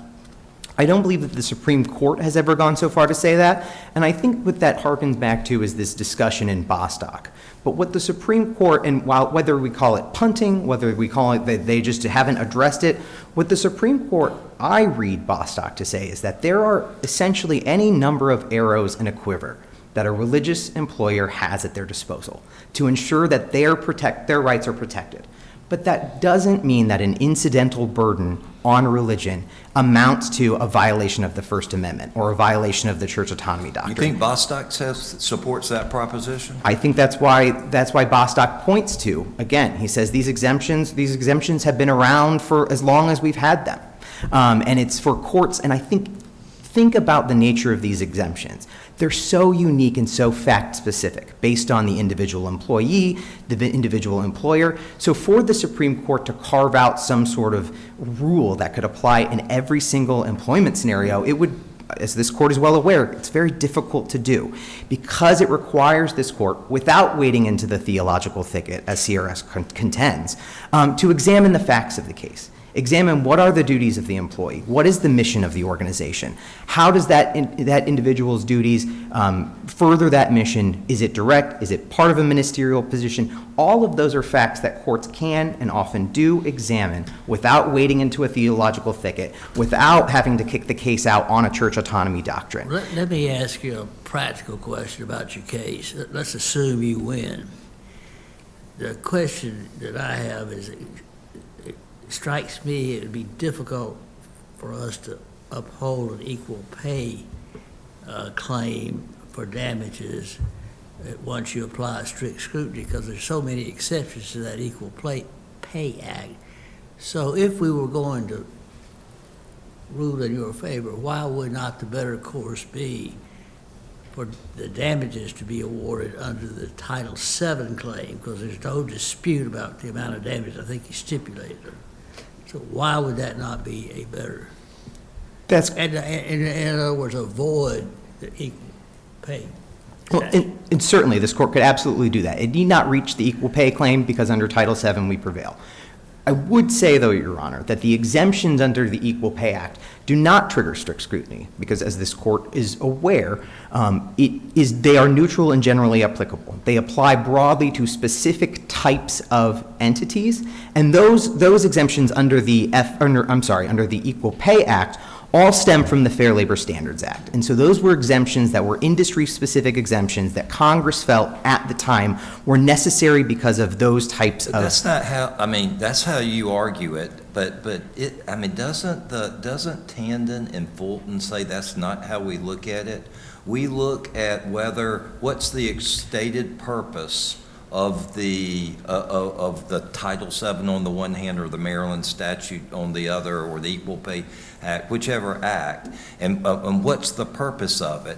And are there secular exemptions, secular conduct that cut against the alleged purpose that are treated better than or more favorable than religion? And there are whole sorts of exemptions from that are in fact treated differently than religion. Now, religion gets the benefit of some of them, but generally, I think it's tough to argue that religious conduct from an exemption standpoint isn't treated as favorably. And now, you say that's not the way we look at it. We kind of compare entities. But if we look at it the way I'm looking at it, it seems to me, we have no other choice but to be in strict scrutiny. So I think the one thing that's missing from that analysis, Your Honor, is the comparability piece of it. Yeah, but do they undermine this? Go ahead. No, finish. I'm sorry. I was just going to say, do those exemptions undermine the statutory purpose in a comparable way? And I would argue that there are a distinct host of concerns that Congress was concerned about when it came to religious employers, and Congress knew that the First Amendment is a huge backstop that's already available to them. That's why Congress carved out Section 702, because it understands that these are not apples to oranges. These are distinct entities. Religious entities must be treated differently, and we respect that. You know, the reason I asked you that question, I thought it was a softball. You want to defend that argument in the Supreme Court when you can win on the suggestion? Well, If you win. I will take any win you want to give me, Your Honor. Okay. But what I would say, Well, you got to deal with the win. You got to deal with the same question under Title VII, right? that's correct. That is correct. I mean, whether it triggers strict scrutiny is a question that will arise either under Title VII or the EPA. So there's no reason for me to hide behind it. I mean, the But what I'm- exemptions are different. Judge Floyd's right about the And they- exemptions. They're not the same. And they are. And they may And be- you can't conflate those, right? So it's a separate analysis, but again, you don't need to get to the EPA. And I would submit that Title VII doesn't trigger strict scrutiny under the circumstances, that those exemptions are unique and they are different and they are not comparable. And what the courts in Tandon and Fulton were concerned with were exemptions or statutes that were hostile towards religion. For example, we look at Lukumi, where it outlawed the animal sacrifice for overarching concerns of what do we do with these bodies. But they didn't have those same concerns with hunting. That's where we see treating secular activity more favorable than religious activity, and we see a hostility towards religion. But here, and I think we talked about the Ninth Circuit's case in Union Gospel. But let me just stop. But why? But the argument that the defendants are going to make is you're doing the exact same thing. Or your view of the Maryland statute, Title VII, the Equal Pay Act, you're doing the exact same thing. They're exempting, allowing all sorts of secular conduct that could do the discrimination without the restrictions of those statutes. But you're preventing religious organizations from doing it. And one piece that I've completely omitted, and I apologize, for one of the examples that is cited by CRS is the small business, but that applies equally to a secular small business or Sure, right? some of them apply both, but it allows a lot of exceptions to the purported rationale for the statutes. And maybe it accepts some religious organizations, but it doesn't exempt others. Well, So you're anyway, I understand. yeah, but I think what Your Honor is, well, what I would just say that it does treat secular activity comparable to religious activity. There are certain, again, unique circumstances unique to religious entities that Congress was concerned about and carved out those exemptions for them that are not available to secular entities.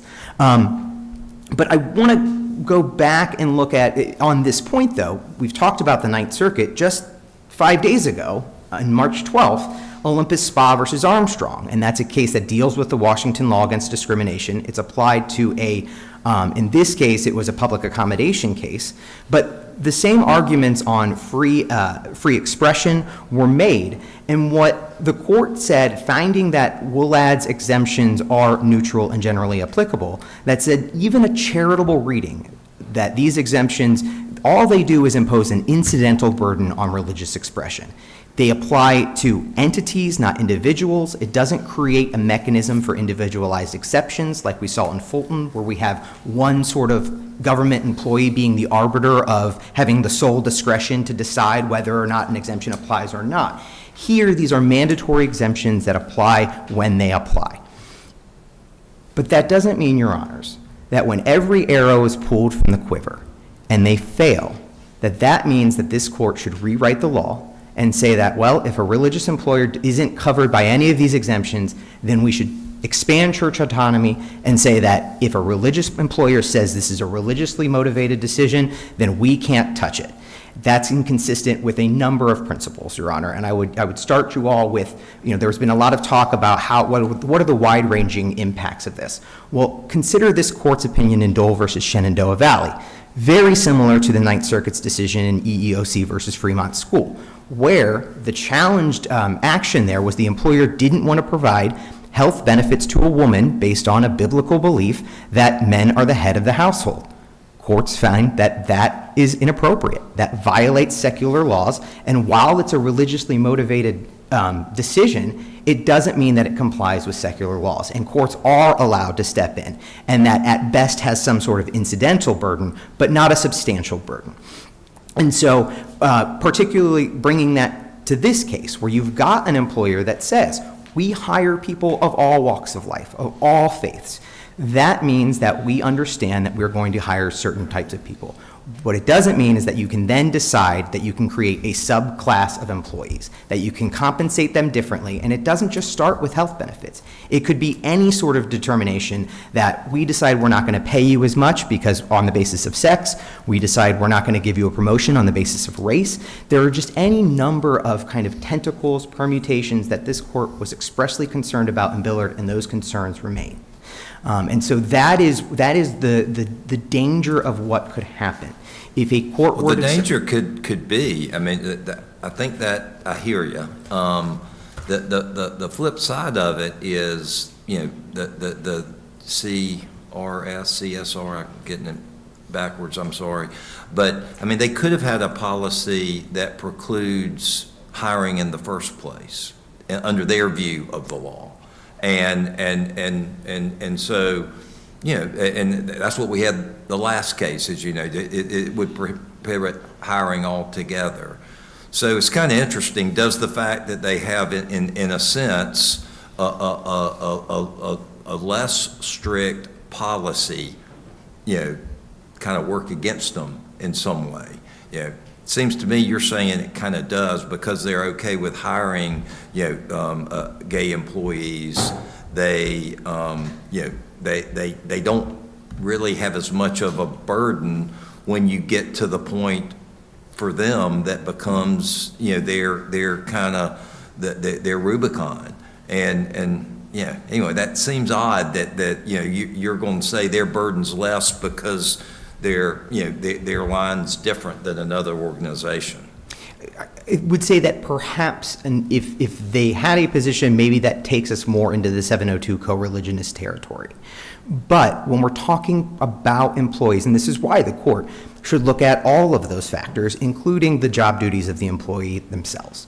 And so even if you have a position where we only hire co-religionists, but if that individual is a janitor, or in this case, a digital janitor, not akin to what we had in the World, I believe, Worldview Ninth Circuit case, where we had somebody who was a customer service representative who was talking directly to donors, who was advancing the ministry's mission in that case.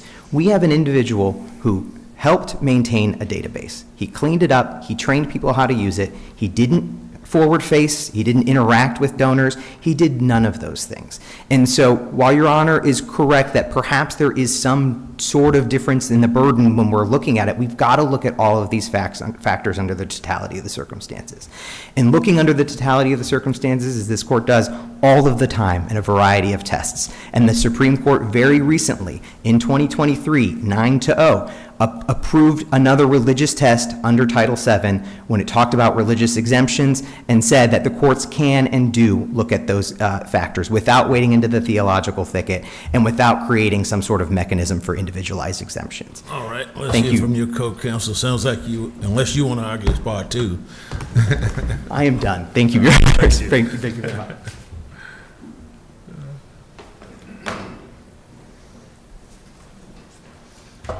Mr. Siegel.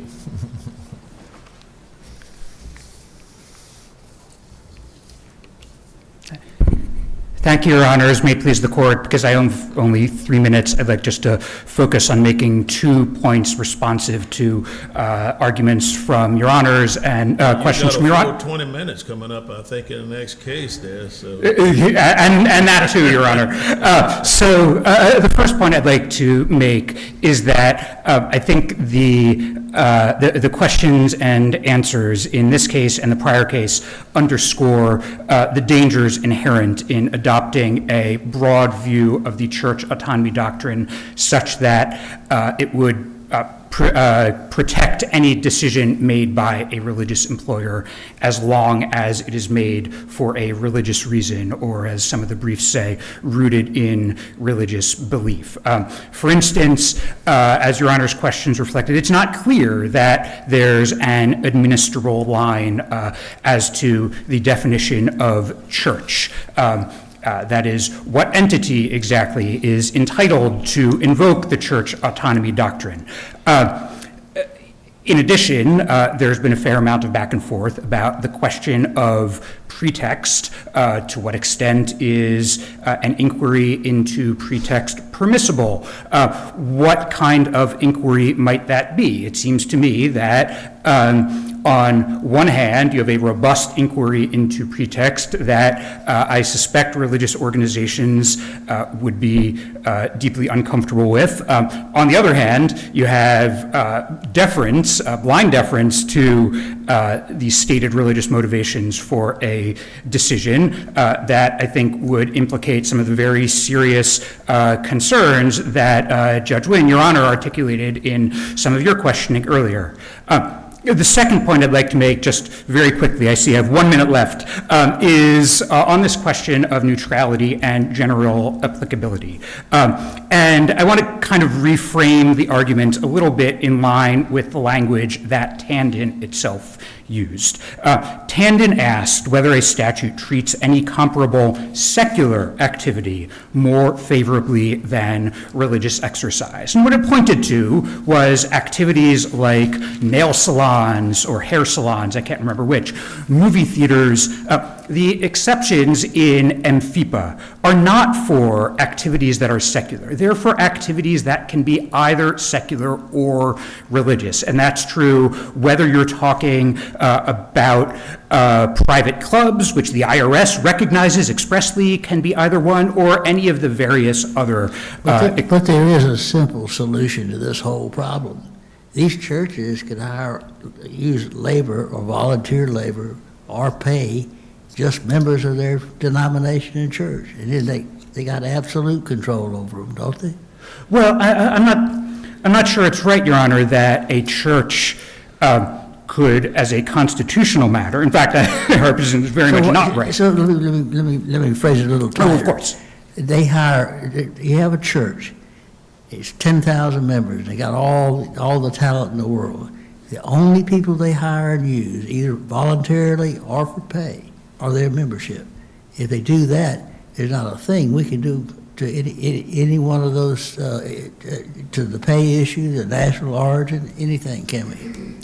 Well, it may be that there are statutes, for instance, Title VII's religious exemption, that may protect the church from liability there. But the Constitution does not give the religious institution carte blanche to choose to hire only, and I'll use the word co-religionist as sort of a shorthand, recognizing, of course, that it's a term that itself is a bit fraught. The Constitution does not entitle the church, whether as a matter of church autonomy or otherwise, to hire for all those 10,000 positions only members of the church, or frankly, members of the church who practice or believe in a particular kind of way. So when they do that, when they do hire outside their membership, why doesn't federal law control, regardless?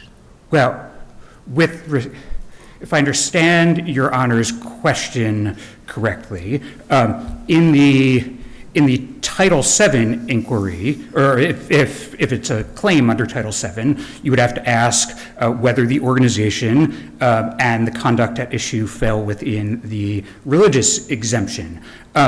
In the context of the Maryland Fair Employment Practices Act and FEPA, the Title VII exemption would not control. What you would need to inquire, and this is sort of a fact-specific determination, is whether and to what extent those people fell within the ministerial exception, and whether they fell within the state statutory exemption for religious organizations. All right, thank you. Mr. Dugal, you have reserved some brief rebuttal. Thank you, Your Honors. Tandon controls on the question of neutral and general applicability. This is not a hard question. We focused primarily on church autonomy before, but if we're doing free exercise analysis, Tandon tells us that when you have a statutory framework with categorical exemptions, you have to treat religion at least as favorably as any secular conduct that is covered by those exemptions. Now, Judge Floyd, you mentioned the EPA, lots of exemptions in that. I would suggest Title VII and MFIPA actually have more. They exempt more conduct because of the small business exemption, and we put in the briefing the fact that about 80% of Maryland employers are small businesses. Your colleague says that applies to religious organizations too. Yeah. What's your response to that? It's not sufficient under Tandon that some religious organizations get to benefit from the exemption, because that's not what Tandon says. Tandon says religious organizations or religious, I guess, regulated parties are entitled to at least as favorable treatment as secular organizations. So you have some small businesses that are secular, some small businesses that are religious. That means that, that religious organizations that are comparable meaning with respect to the regulatory interest, here prohibiting workplace discrimination, they are entitled to equal treatment. One of the things here, and maybe we've been grappling with this, Tandon is a per curiam emergency order. But you have these direct cases, Fulton and Kennedy. Why wouldn't we rely more so in terms of what's there, as opposed to saying Tandon created what appears to be a sea change of law with an per curiam emergency order, as opposed to the cases of Fulton and Kennedy? Well, the court could cite exclusively Fulton because Fulton itself relies on Tandon. It's cited in Fulton. But Fulton is about individualized exceptions, which we have argued applies, at least with respect to MFIPA. But the logic of Tandon, of the trilogy of cases Your Honor mentions, the one that is most relevant here is Tandon, because Tandon is the one that deals squarely with the issue of categorical exemptions. That's what we have in MFIPA. That's what we have in Title VII and in the Federal Equal Pay Act. I want to briefly address the issue of burden, because this came up a little bit, this idea of lesser power, greater power. Is it the case that we could not hire John Doe, but if we do hire him, we have to give him the benefits? This goes to the issue of what is our religion. We're the Catholic Church. We believe in ecumenical hiring. You're going to hear a case in about 40 seconds that has a different religion with different practices. But our religion says we welcome anyone to come and work for us. What we can't do, what is mortal sin according to Catholic teaching, is to take an affirmative act to give a benefit that is for spouses. And this is very similar to the argument of Catholics. That's a pretty broad statement, isn't it? It's not just the benefit of the spouse if the law, the state law, whatever requires for that to happen or something, but it's other benefits. I mean, it could well be, I don't know, maybe there's a lot of rights that arise from being married. I mean, not the least of which might be dealing with the treatment of one spouse to another, domestic abuse, dealing with, if you have a divorce or something like that, the kind of spousal support. I mean, there's a lot of issues, not just health insurance. And you're saying any benefit that would inure to someone who is married in that situation, even though you will hire that person, I wouldn't say have no problem with it, but you're not going to fire them because they are married to someone of the same sex. But if they get any benefit, you don't want to recognize that, even if it means, I mean, even in the employment context, there are benefits that, beneficiaries are assigned certain primary rights based upon being spousal type situation.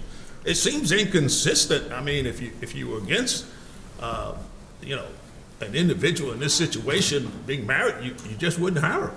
That's not our religion, Your Honor. Our religion says we welcome anyone. You just don't want to give benefits. We can't give benefits to a spouse who is not a spouse. That's our religion. That's our teaching. That, by the way, is not just something CRS made up. That's the position of the U.S. Conference of Catholic Bishops, the organization that governs the Catholic Church in this country. One last thing. Spouse, at least in terms of, in this country, we don't just recognize a religious means of becoming a spouse. True. Even that only becomes spouse because it's recognized by the government. I mean, there are countries that have both. I mean, you get a civil ceremony and you get a religious one. We here, I guess, we sort of incorporate the religious through the laws of the government, and we recognize that it can happen in that way. So if that same law recognizes spouse here, what's the difference of how we got married, whether got married through the Catholic Church or got married some other kind of way?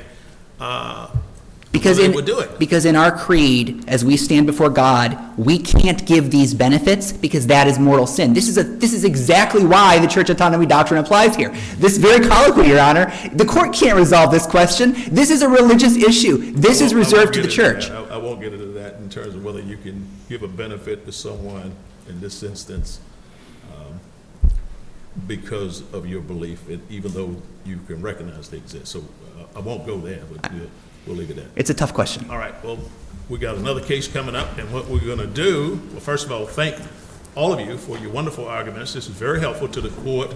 We're grappling with issues that are new to us, and it's not going to be the end of the day today, nor even we coming out. We know that, but these are things we're working through. So thank you for your arguments. We'll come down and greet you. We're going to take a brief recess, and then we'll come back for the last case, at which time I think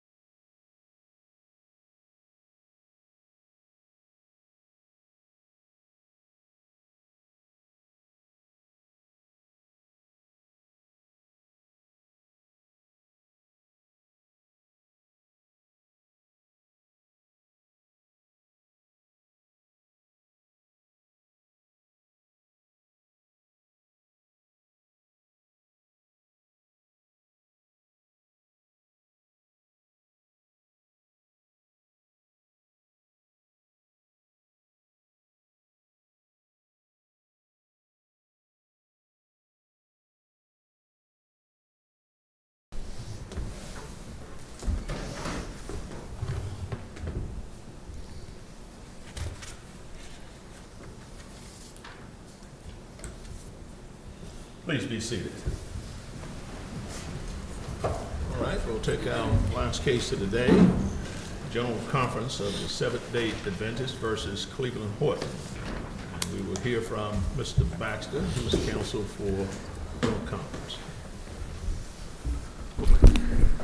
Good morning, Your Honors. Eric Baxter on behalf of the Seventh-day Adventist appellants. May it please the court.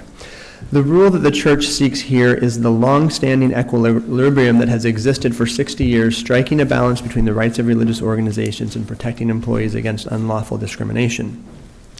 We are only here because Maryland recently overread its statute to blow up that long-standing equilibrium in a way that destroys churches' ability to carry out their religious missions. This is not just about a janitor, although it's true, a Jewish organization that hired a janitor who converted to evangelical Christianity and continually proselytized in the workplace could not be fired. The president of the Seventh-day Adventist Church, if he or she hired an assistant, an executive assistant who became an atheist and put something on their desk that said, God is not real, that person could not be terminated. But it's even more than that. Once the religious exemption no longer exists, the employer has to accommodate other religions. So imagine Seventh-day Adventists, they meet daily for devotional and worship. They would have to include in that a Catholic or a Muslim or a Jew who wanted to pray in their own way. And you would even have questions even more difficult under hostile environment. Could a religious organization that doesn't have an exemption for religious, making religious selections, if they enthusiastically promote their activities and defend their beliefs, which is what they're designed to do, they could be subject to religious hostility claims in the workplace. You saw this in the Ninth Circuit's Townley manufacturing and engineering case, where the court held that that organization was not entitled to religious exemption, and therefore they could not require their employees to participate in prayer or worship, and that would be devastating to a religious organization. We've heard lots of discussion today about the difference between the ministerial exception and hiring for religious fit under the church autonomy doctrine, and these are very different rules, but they both protect and are essential to protecting religious organizations. Under the ministerial exception, it doesn't matter the reason why the individual is to... Before you get into that, I want to hear that, but is there, the parties really don't deal with this, and the district court did either, but this is a suit before, pre-enforcement suit. Is there anything that we need to consider to determine whether we have a standing to address this question in a pre-enforcement way? I think the question you're on, and this is under your Kenny versus Wilson case, the question is whether there's a credible threat of prosecution. Here there's no question that that's true. We have the state here today in the case before this enforcing this law against another religious organization. They've also stated in their briefing that they think they have a compelling interest in enforcing this aspect. This court in Kenny said that when there's no disavowal, then the threat of prosecution is very credible, and here we have just the opposite. Your concern here really is with the way the Supreme Court of Maryland has interpreted this law. Is that correct? Correct. That creates a violation of the church autonomy doctrine because so the district court has certified this question to the Supreme Court of Maryland, and it issued an opinion. Opinion was published. Is that right? Correct. And I don't know. I've been searching with it, but it seems to me, we as the circuit court, not the U.S. Supreme Court, we're sort of limited in terms of what we can do. If Maryland interprets its law, the interchange, of course, with federal law brings in some questions of what we can say about what the Maryland Supreme Court does. Typically, an appeal from a decision of the Supreme Court of Maryland would go to the United States Supreme Court. I'm just wondering, do you know of an instance, did you even try to appeal that opinion that came as a result of a certification directly to the Supreme Court, not to us? Did that occur to you? Your Honor, we were not a party to that case. That was the prior case that went to the Maryland Supreme Court. We weren't parties and didn't have the right. But that opinion is solid. That's what I'm saying. To ask us to go counter to an opinion of the Supreme Court of Maryland, I'm just thinking, whether you were a party or not, but someone who did not challenge that it seems to me there's something in Maryland going on. They're interpreting Maryland laws as sovereign, and if it arises under laws that exist there, unless they're prohibited some way, and maybe that's your contention here, that's what you're challenging. I was just wondering, but you don't know of any effort that was. I'm not saying it is. I'm just telling. I haven't seen it, but I'm thinking about it curiously. An opinion arises from a Supreme Court, which we certify them to courts all the time, except for North Carolina. They don't let you do that down there. But we certify it down there over to a court, which is the highest court of that state, renders an opinion that fundamentally you disagree with. But in this instance, you're saying no effort whatsoever was made to appeal it, even if it could have been appealed. I don't know what effort was made. I'm not sure what the rule is if you already have a pending federal action, if you've certified, if you can appeal from the certification, or if you have to go back through your federal. For the certification, the certification was a procedural move to certify to the court. Once it gets to court, it's their case. It's the Supreme Court of Maryland's case. It then tells you what the law is and issues an opinion. It's that opinion I'm saying. And just to be clear on here, we're not challenging the Maryland Supreme Court's decision or their interpretation of MFIPA. This is any situation where a state passes a law that's unconstitutional. We have a right to challenge that in federal or state court, and we brought a case here. And we weren't involved in the earlier proceedings that took place in Maryland. I mean, your view, as I understand it, I thought you were going to say something else than what you just said. You said you're not challenging we're not challenging the interpretation of MFIPA, right? The Maryland State Court has the right to interpret its own statute, but we're just saying that interpretation happens to violate the You're First saying Amendment. Maryland law, it could be either purely statute if it was clear to do what the Maryland Supreme Court said it did, or Maryland law in maybe a less clear statute as interpreted by the court. Whichever way it is, the outcome of that violates the First Amendment. That's right. The MFIPA, as interpreted by the Maryland Supreme Court, violates our church autonomy rights. And that's even, I mean, Judge Floyd's comments earlier that a church, in this case, the church can't even hire its own co-religionist without being subject to a lawsuit if there's someone else who is more qualified for that position. And so your entire ability to run a religious organization is significantly hindered. What I'm trying to understand, because this is what muddles it a bit, that even if we were to hold that there was a church autonomy right to hire co-religious, it wouldn't bind the Maryland courts, would it? Absolutely. This court's ruling on a constitutional issue would bind other courts. A Maryland court might disagree that, and then someone could appeal. In violation of the Supreme Court of Maryland's precedent on it.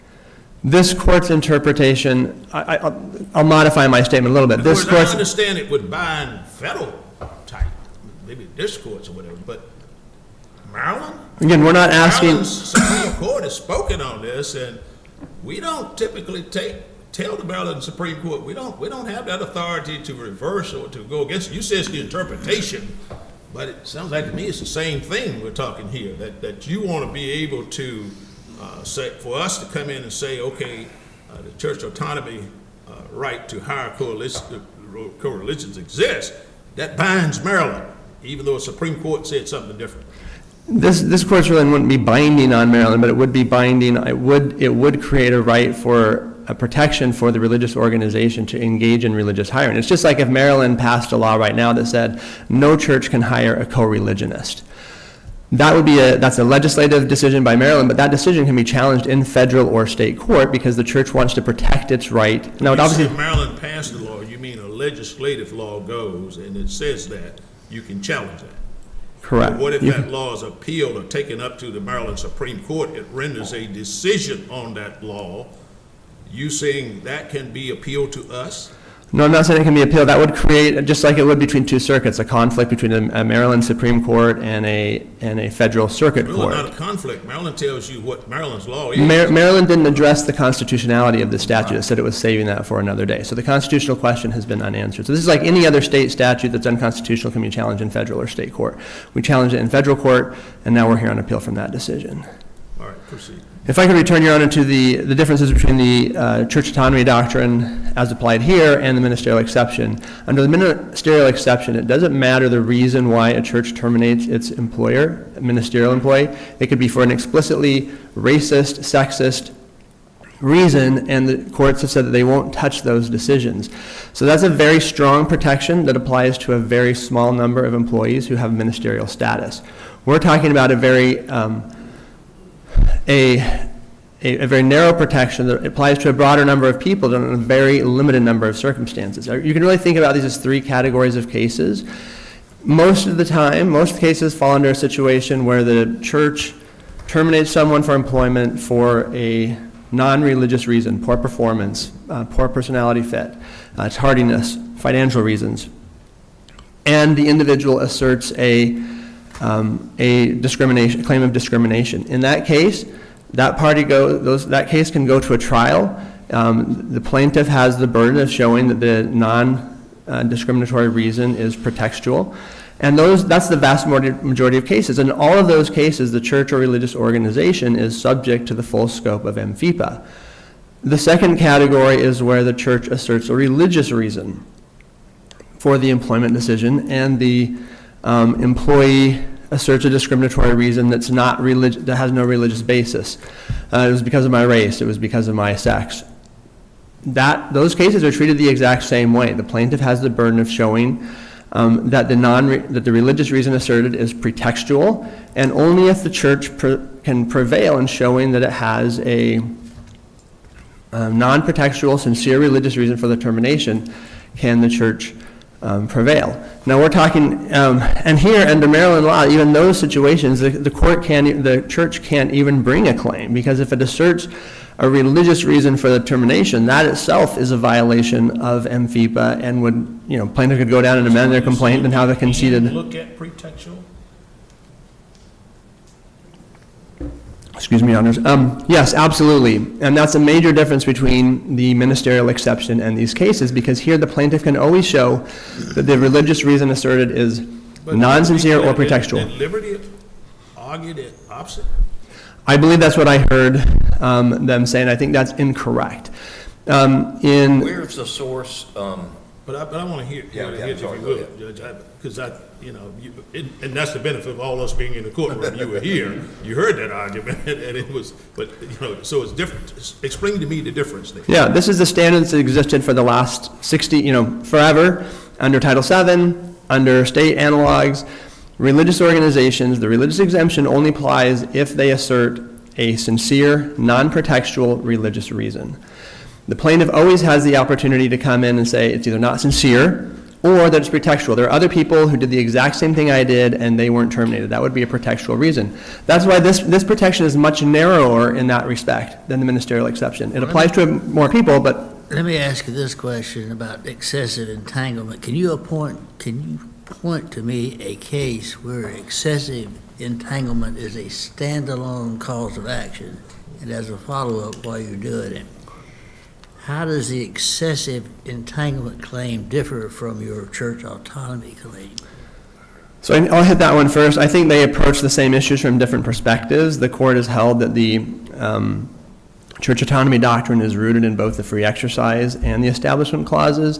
Under the free exercise clause, you're talking about the right of an individual to do something, and under the establishment clause, there's a bar on what the religious organizations can do. And yes, there are, for example, in the Amos decision in the Catholic Bishop NLRB versus Catholic Bishop case, those were essentially entanglement claims where the court, and I differ a little bit with the arguments that have been made that the Supreme Court has never addressed this. And if you think about, for example, in Catholic Bishop, the Supreme Court there said, we can't get into deciding whether someone has a religious role or a non-religious role because the very process of inquiry would put pressure on the church to change its employment decisions. It's not just that we would be second-guessing good faith decisions of religious organizations, but we'd be pressuring the organization to change its beliefs. And that entanglement was alone enough to bar the court from even getting into the area. So that's. But that was pre-Lemon, wasn't it?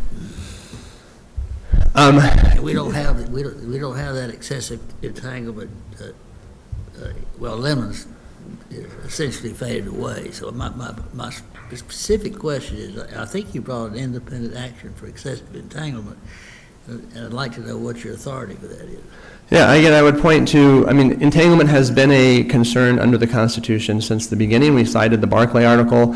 And the court has ruled on entanglement in numbers of cases, like Catholic Bishop and Amos, both cases which involve non-ministerial employees. In one case, a facilities manager at a gymnasium on church property, the other lay teachers who did not have any kind of religious role.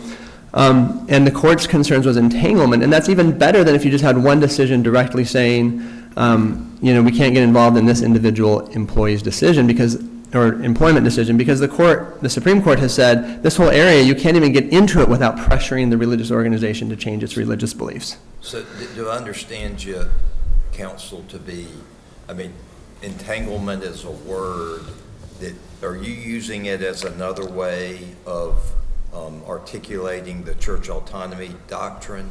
That's correct, Your Honor. This is there's different ways you can describe this as ministerial exception, entanglement, but they all have the same effect and this court in Billard said staying out of the internal decisions of a religious organization that would influence how it makes decisions. That was the court in Billard. Well, go ahead, Judge Foreman. Do you take the position that all your employees fall under the ministerial exception? No, absolutely not. And that's why it's important that there be other protections. If the court denies church autonomy protections for religious hiring, generally, that puts pressure on religious organizations, right, to put everyone into the ministerial category. So Again, how does this explain to me practically how this plays into the prayer meetings, et cetera, that non-denominational employees? fair question. In the general conference, all of the employees are required and invited to participate in religious worship, in prayer, in devotional. They take turns leading those. I guess you could say that each one of those positions is a ministerial position, and therefore it doesn't matter if you're the janitor. If you take a turn once a year, then you're ministerial. That's not what we're asking. The church isn't suggesting that all of those are ministers in this case. They're simply saying that if there is a religious reason for the employment decision, then that is protected. And that's what every single court that's ever addressed this issue. You have not just the Yakima Court in January, the 10th Circuit in the Bryce decision. We cited half a dozen district court cases that have upheld this in our brief. There is no decision in the country that goes the other way. Title VII, state analogs, these are all designed, this court said in Kennedy versus St. Joseph, that exemption was designed to enable religious organizations to create a body of believers exclusively who follow the faith of that organization. And this, the Maryland Supreme Court's decision totally destroys that. A religious organization can't even require people to obey the Sabbath. They believe strongly in obeying a Saturday Sabbath, and if there's someone in the church who's constantly ridiculing that, who is opposing it, who speaks out against it, the church can take no action against them under this ruling, this understanding of MFIPA, because it's religious discrimination. All right, you have a few minutes in rebuttal, so we'll be hearing back from you. Thank you, Your Honors. Mr. Siegel.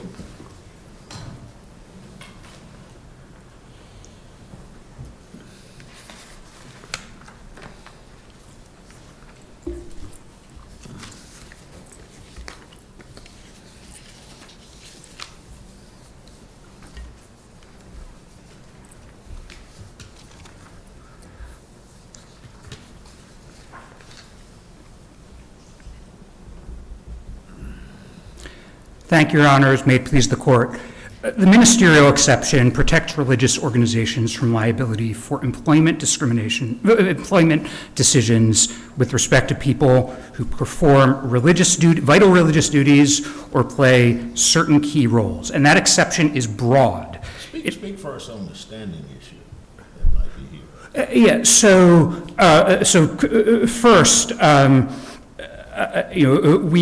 we did not argue this as standing. We focused on what I guess we perceive as the easier issue, the entitlement to a preliminary injunction. I think the things that the court certainly could consider would be both standing and, I suppose, prudential ripeness. I think standing is something we can't avoid, is it? If it's there, We have to address it. No, that's certainly correct, Your Honor. Yes, the Do you court, think we have standing? I think it's Kenny versus Wilson, I mean, I've read that case, your colleague mentioned it. I mean, it seems to say you can do these pre-enforcement, but maybe you have a different view. So, I What's can't. your position? So I can't cite another case on standing off the top of my head. I will say that the prudential ripeness inquiry does tend to be more flexible.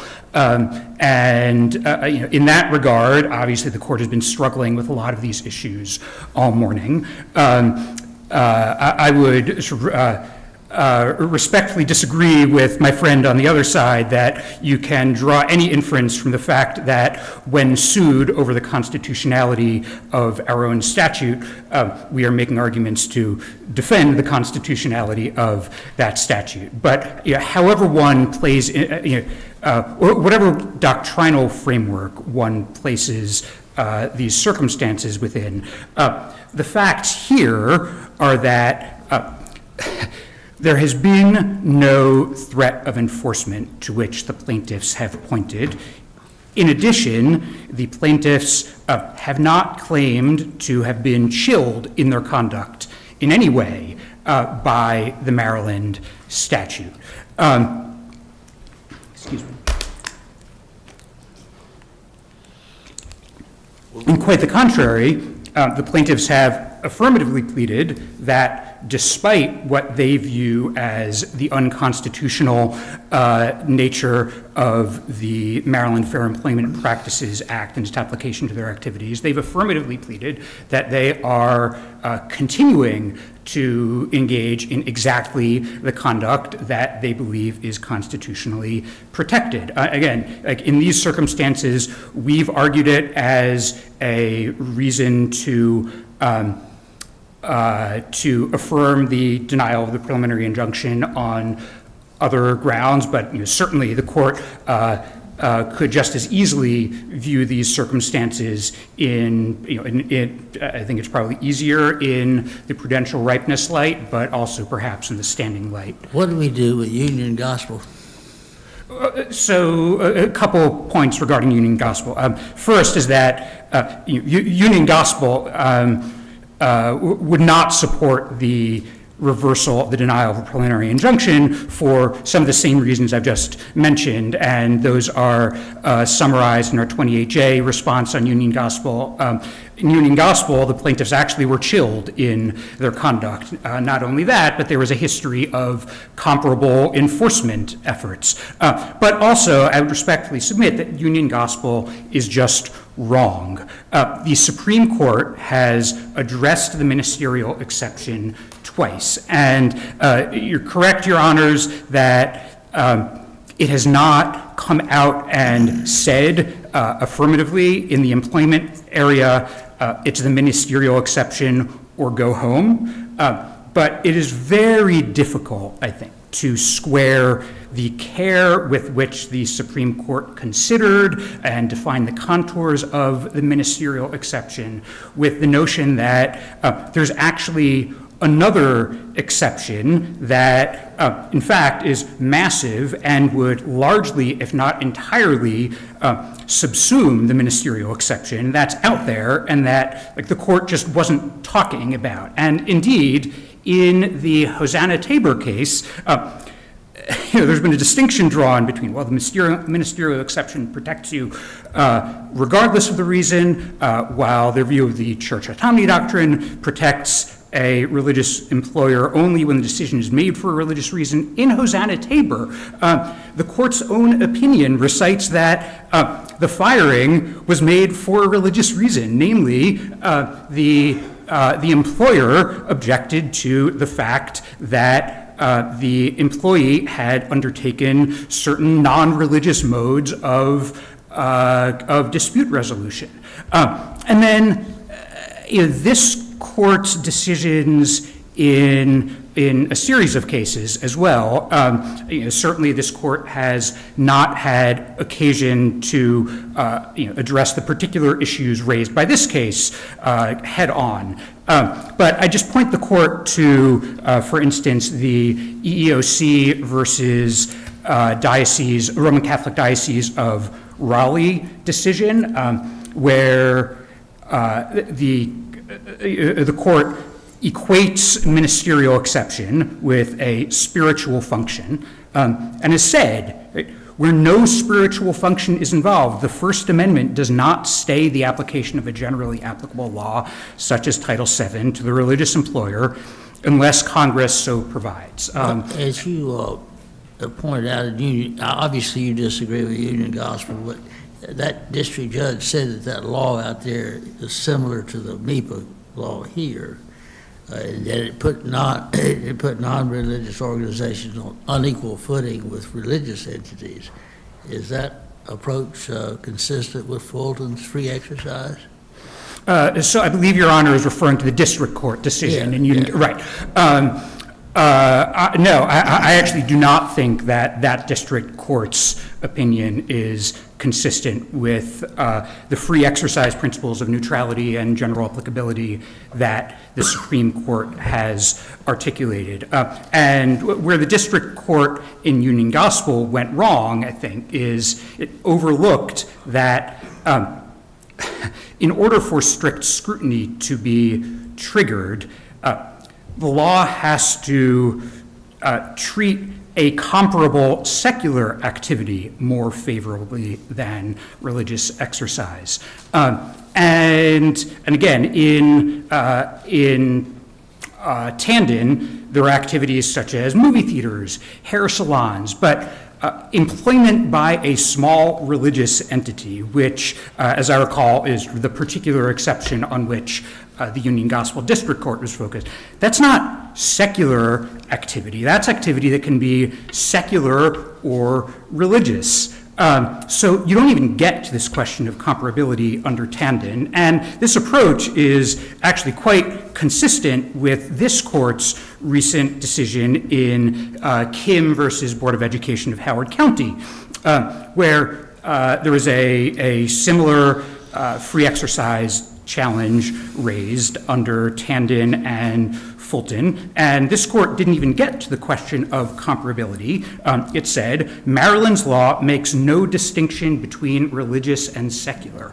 It bars non-public students, religious and non-religious alike, from choosing or serving as the student member. But you know, I mean, not surprisingly, I won't follow up since I wrote that opinion. You describe it, but the argument that the plaintiffs are making here, in terms of free extra clause, relates to exceptions, and they point to the decisions in Tandon. They point to the decisions in Fulton, which cites to Tandon, saying that what you look at is whether they're exceptions to the purpose for which the regulation is addressed. And if those exceptions cut against that purpose in a way that favors secular more than religion, then you are outside of the neutral and generally applicable. You can say you satisfy that test, but Kim wasn't dealing with exceptions at all. It was one law, there were not exceptions. So I'm surprised to see so much attention to a case that doesn't have any exceptions to it at all. Well, so respectfully, Your Honor, I actually think that even though Kim didn't couch what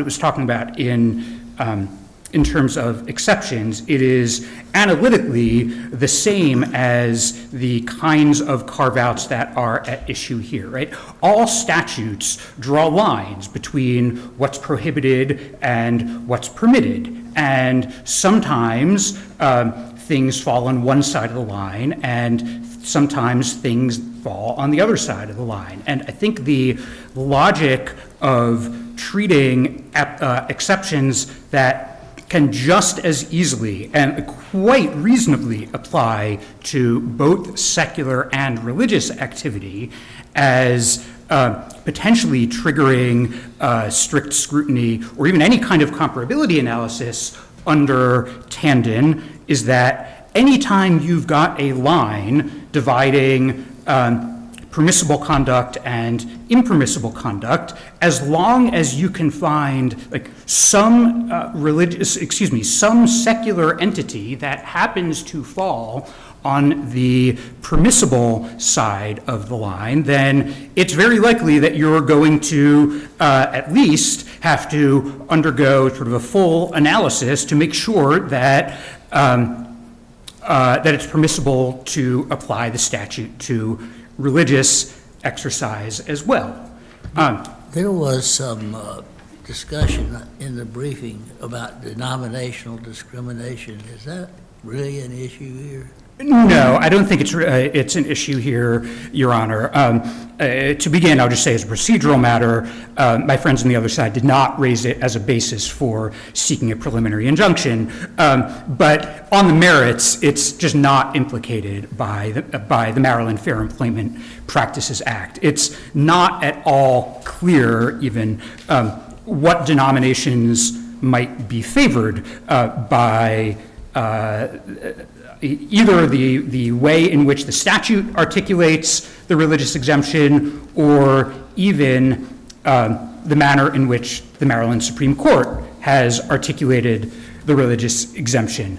And I'll just point the court by contrast to the Catholic Charities case, where the problem was that the approach of the court below grants a denominational preference by explicitly differentiating between religions based on theological practices. And I just don't see it in this case. It is quite different from Catholic Charities, where if you proselytized while providing relief services or hunger relief services, you were privileged, and if you didn't proselytize, you wouldn't. Or even the Larson case out of the Supreme Court, which is the comparable denominational discrimination case, where there was similarly an express distinction drawn between religions that tracked denominational and theological. Can I go back to Judge Wynn's original question? Do we have, in order to rule in favor of your opposition, do we have to find that the Maryland statute is unconstitutional? And in doing so, it looks like we're overruling a Maryland State Supreme Court, and we don't have any jurisdiction to do that. So it is certainly correct, Your Honor, that the Maryland Supreme Court's interpretation of Maryland law as a statutory matter is binding on this court. I don't think that there would be any formal reason why this court could not determine that a state statute, as interpreted by its own highest court, is unconstitutional. We obviously believe that the court should not reach that conclusion in this case. If we were to say that's not what the statute really means, then we would be infringing on what we shouldn't do with respect to the Maryland Supreme Court. But if we say we accept that Maryland has said this is what the statute means, that violates the First Amendment, we have every ability to do that, don't we? I mean, you disagree, as you just said. Yeah. But we certainly have. I don't know what would prevent us from doing that. In fact, if it's a judiciable controversy, we must consider it, right? Yeah, I don't think there's any formal reason for prohibiting the court from doing it. Again, what's the informal reason? Well, if the court were to be struggling with this, I think there's a way to resolve the denial of preliminary injunctive relief in a manner that doesn't get to the merits at all. And prudential ripeness may also be a way. I got you. I understand. You talked about that earlier.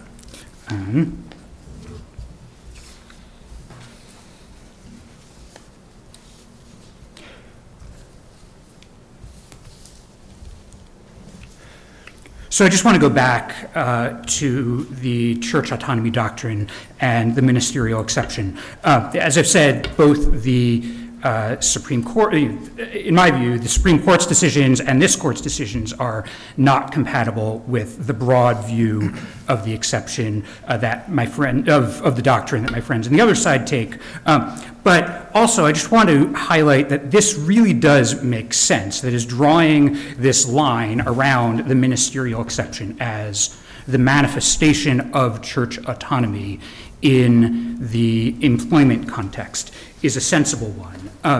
As I think some of the discussion, not only in this case, but also in the earlier cases, has made clear, virtually any decision that a religious organization makes can be characterized as having been done for religious reasons or as rooted in religious belief. And again, as Judge Wynn's questions in one of the earlier arguments highlighted, there's an awful lot of room for religious institutions to claim that all sorts of discrimination apart from discrimination on the basis, strictly on the basis of religion, was in fact rooted in religion. It seems, sure, I mean, anyone can say anything, and you know, maybe someone will, but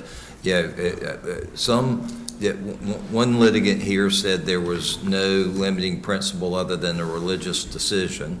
You know, that's one view. One litigant, the other two litigants today suggest, no, that's not right. There is that limitation. There's also a pretext view.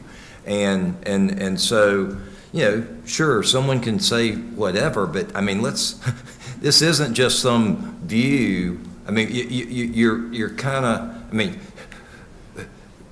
we're not talking about a disagreement on like tax rates. We're talking about the First Amendment and the freedom to exercise religion. And we're talking about faith-based organizations that believe in their core about matters that are eternal. And your view would mean if you get out of the, if you're within the province of your Maryland statute, that you would say it's improper. You cannot hire folks who disagree diametrically with your views of eternal matters if those people might be subject to some protected class. I mean, we can talk about parade of horribles there. That's a dramatic issue. Now, maybe it's right, but to sit there and make it sound like there's only horribles on one side, seems to me to be, overlooking the, difficulty of the position you're espousing. Well, so respectfully, Your Honor, I just want to highlight that the religious employer in circumstances such as this, or in circumstances such as the ones presented by the two prior cases, has recourse to a broad ministerial exception. And indeed, in any particular case presenting the issue, the plaintiffs, they're positioned as plaintiffs here, but they would be free to make the factual showing that this court has contemplated, that the Supreme Court has contemplated, as to whether a particular employee falls within the ministry. Sure, but I mean, it seems almost certain that any organization is going to have a small number of people who qualify for the ministerial exception and a broader number of people who don't. And if a church or a religious organization is subject to discrimination claims when it hires people that are believing and acting in a way opposed to the church's beliefs, it's what's the church? It's like, I mean, anyone would look at the church and say, you don't really believe that. You're hiring all these people that are acting in conflict with that. You're hypocrites. Well, I'm not sure that's right, Your Honor, but that's not the line that this court has suggested exists, nor is it a line beyond which the United States Supreme Court has gone. Again, in Hosanna Tabor, you actually had an employee who had sued, and the employer invoked a religious reason for the employment action at issue. And there's been some suggestion that, well, maybe the rule might be different for co-religionists, but determining what a co-religionist is itself a deeply fraught question, as many of the briefs in these three cases have highlighted. And, Your Honors, I see my time is up. You may finish the question. Okay. Thank you very much. Okay. Thank you.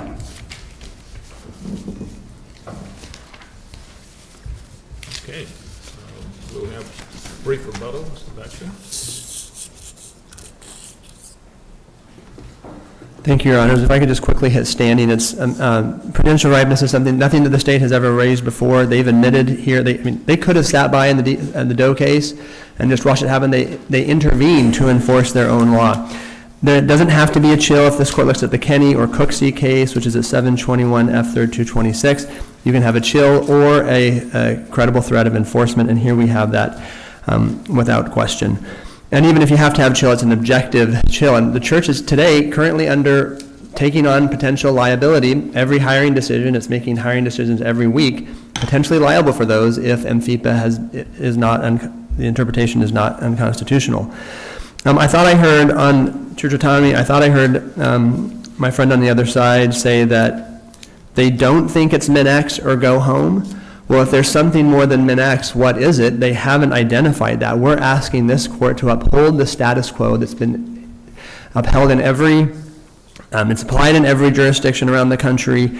It's every court that's ever addressed it has upheld it. They're asking this court to split with that long-standing equilibrium at the preliminary injunction stage.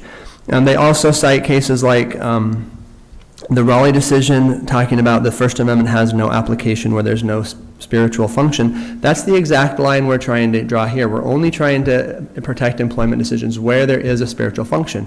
The church requires all of its employees to be members of the faith, and under MFIPA, as construed by the Maryland Supreme Court, that's now illegal, and we think that violates the church autonomy doctrine.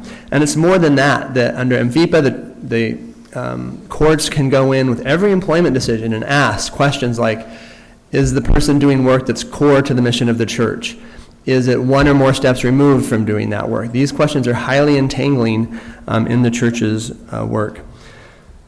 We're not asking the court to overturn the Maryland Supreme Court. We're just asking the court, as it would in any case interpreting a state statute, whether it complies with the Constitution. And finally, Your Honors, under the Free Exercise Clause, I would point, there was some discussion earlier about whether Tandon should be followed by this court, but Tandon cited Lukumi, Fulton, and Kennedy both made the same arguments that were made in Tandon. But Tandon is helpful in that it refutes the exact argument that the state is making here. It's claiming that, well, all small churches are also falling under the small business exemption. That's the argument that Justice Kagan made in her dissent in Tandon. She said, well, these home gatherings have to be fewer than three households. That applies to both religious and non-religious households, and that's what the court rejected. You look at whether the statute is allowing action that undermines the purposes of the statute. Here, MFIPA allows all kinds of discrimination on the basis of race, on the basis of sex, on the basis of sexual orientation and gender identity. Those undermine the statute's interests. Thank you, Your Honors. All right, thank you very much, both counsel, for your very able arguments. We've certainly been benefited by the arguments today, and we'll take these things into advisement. And right now, we're going to come down and shake hands with you, as we always do, and we will ask the clerk to adjourn until tomorrow morning. This honorable court stands adjourned until tomorrow morning. God save the United States and this honorable court.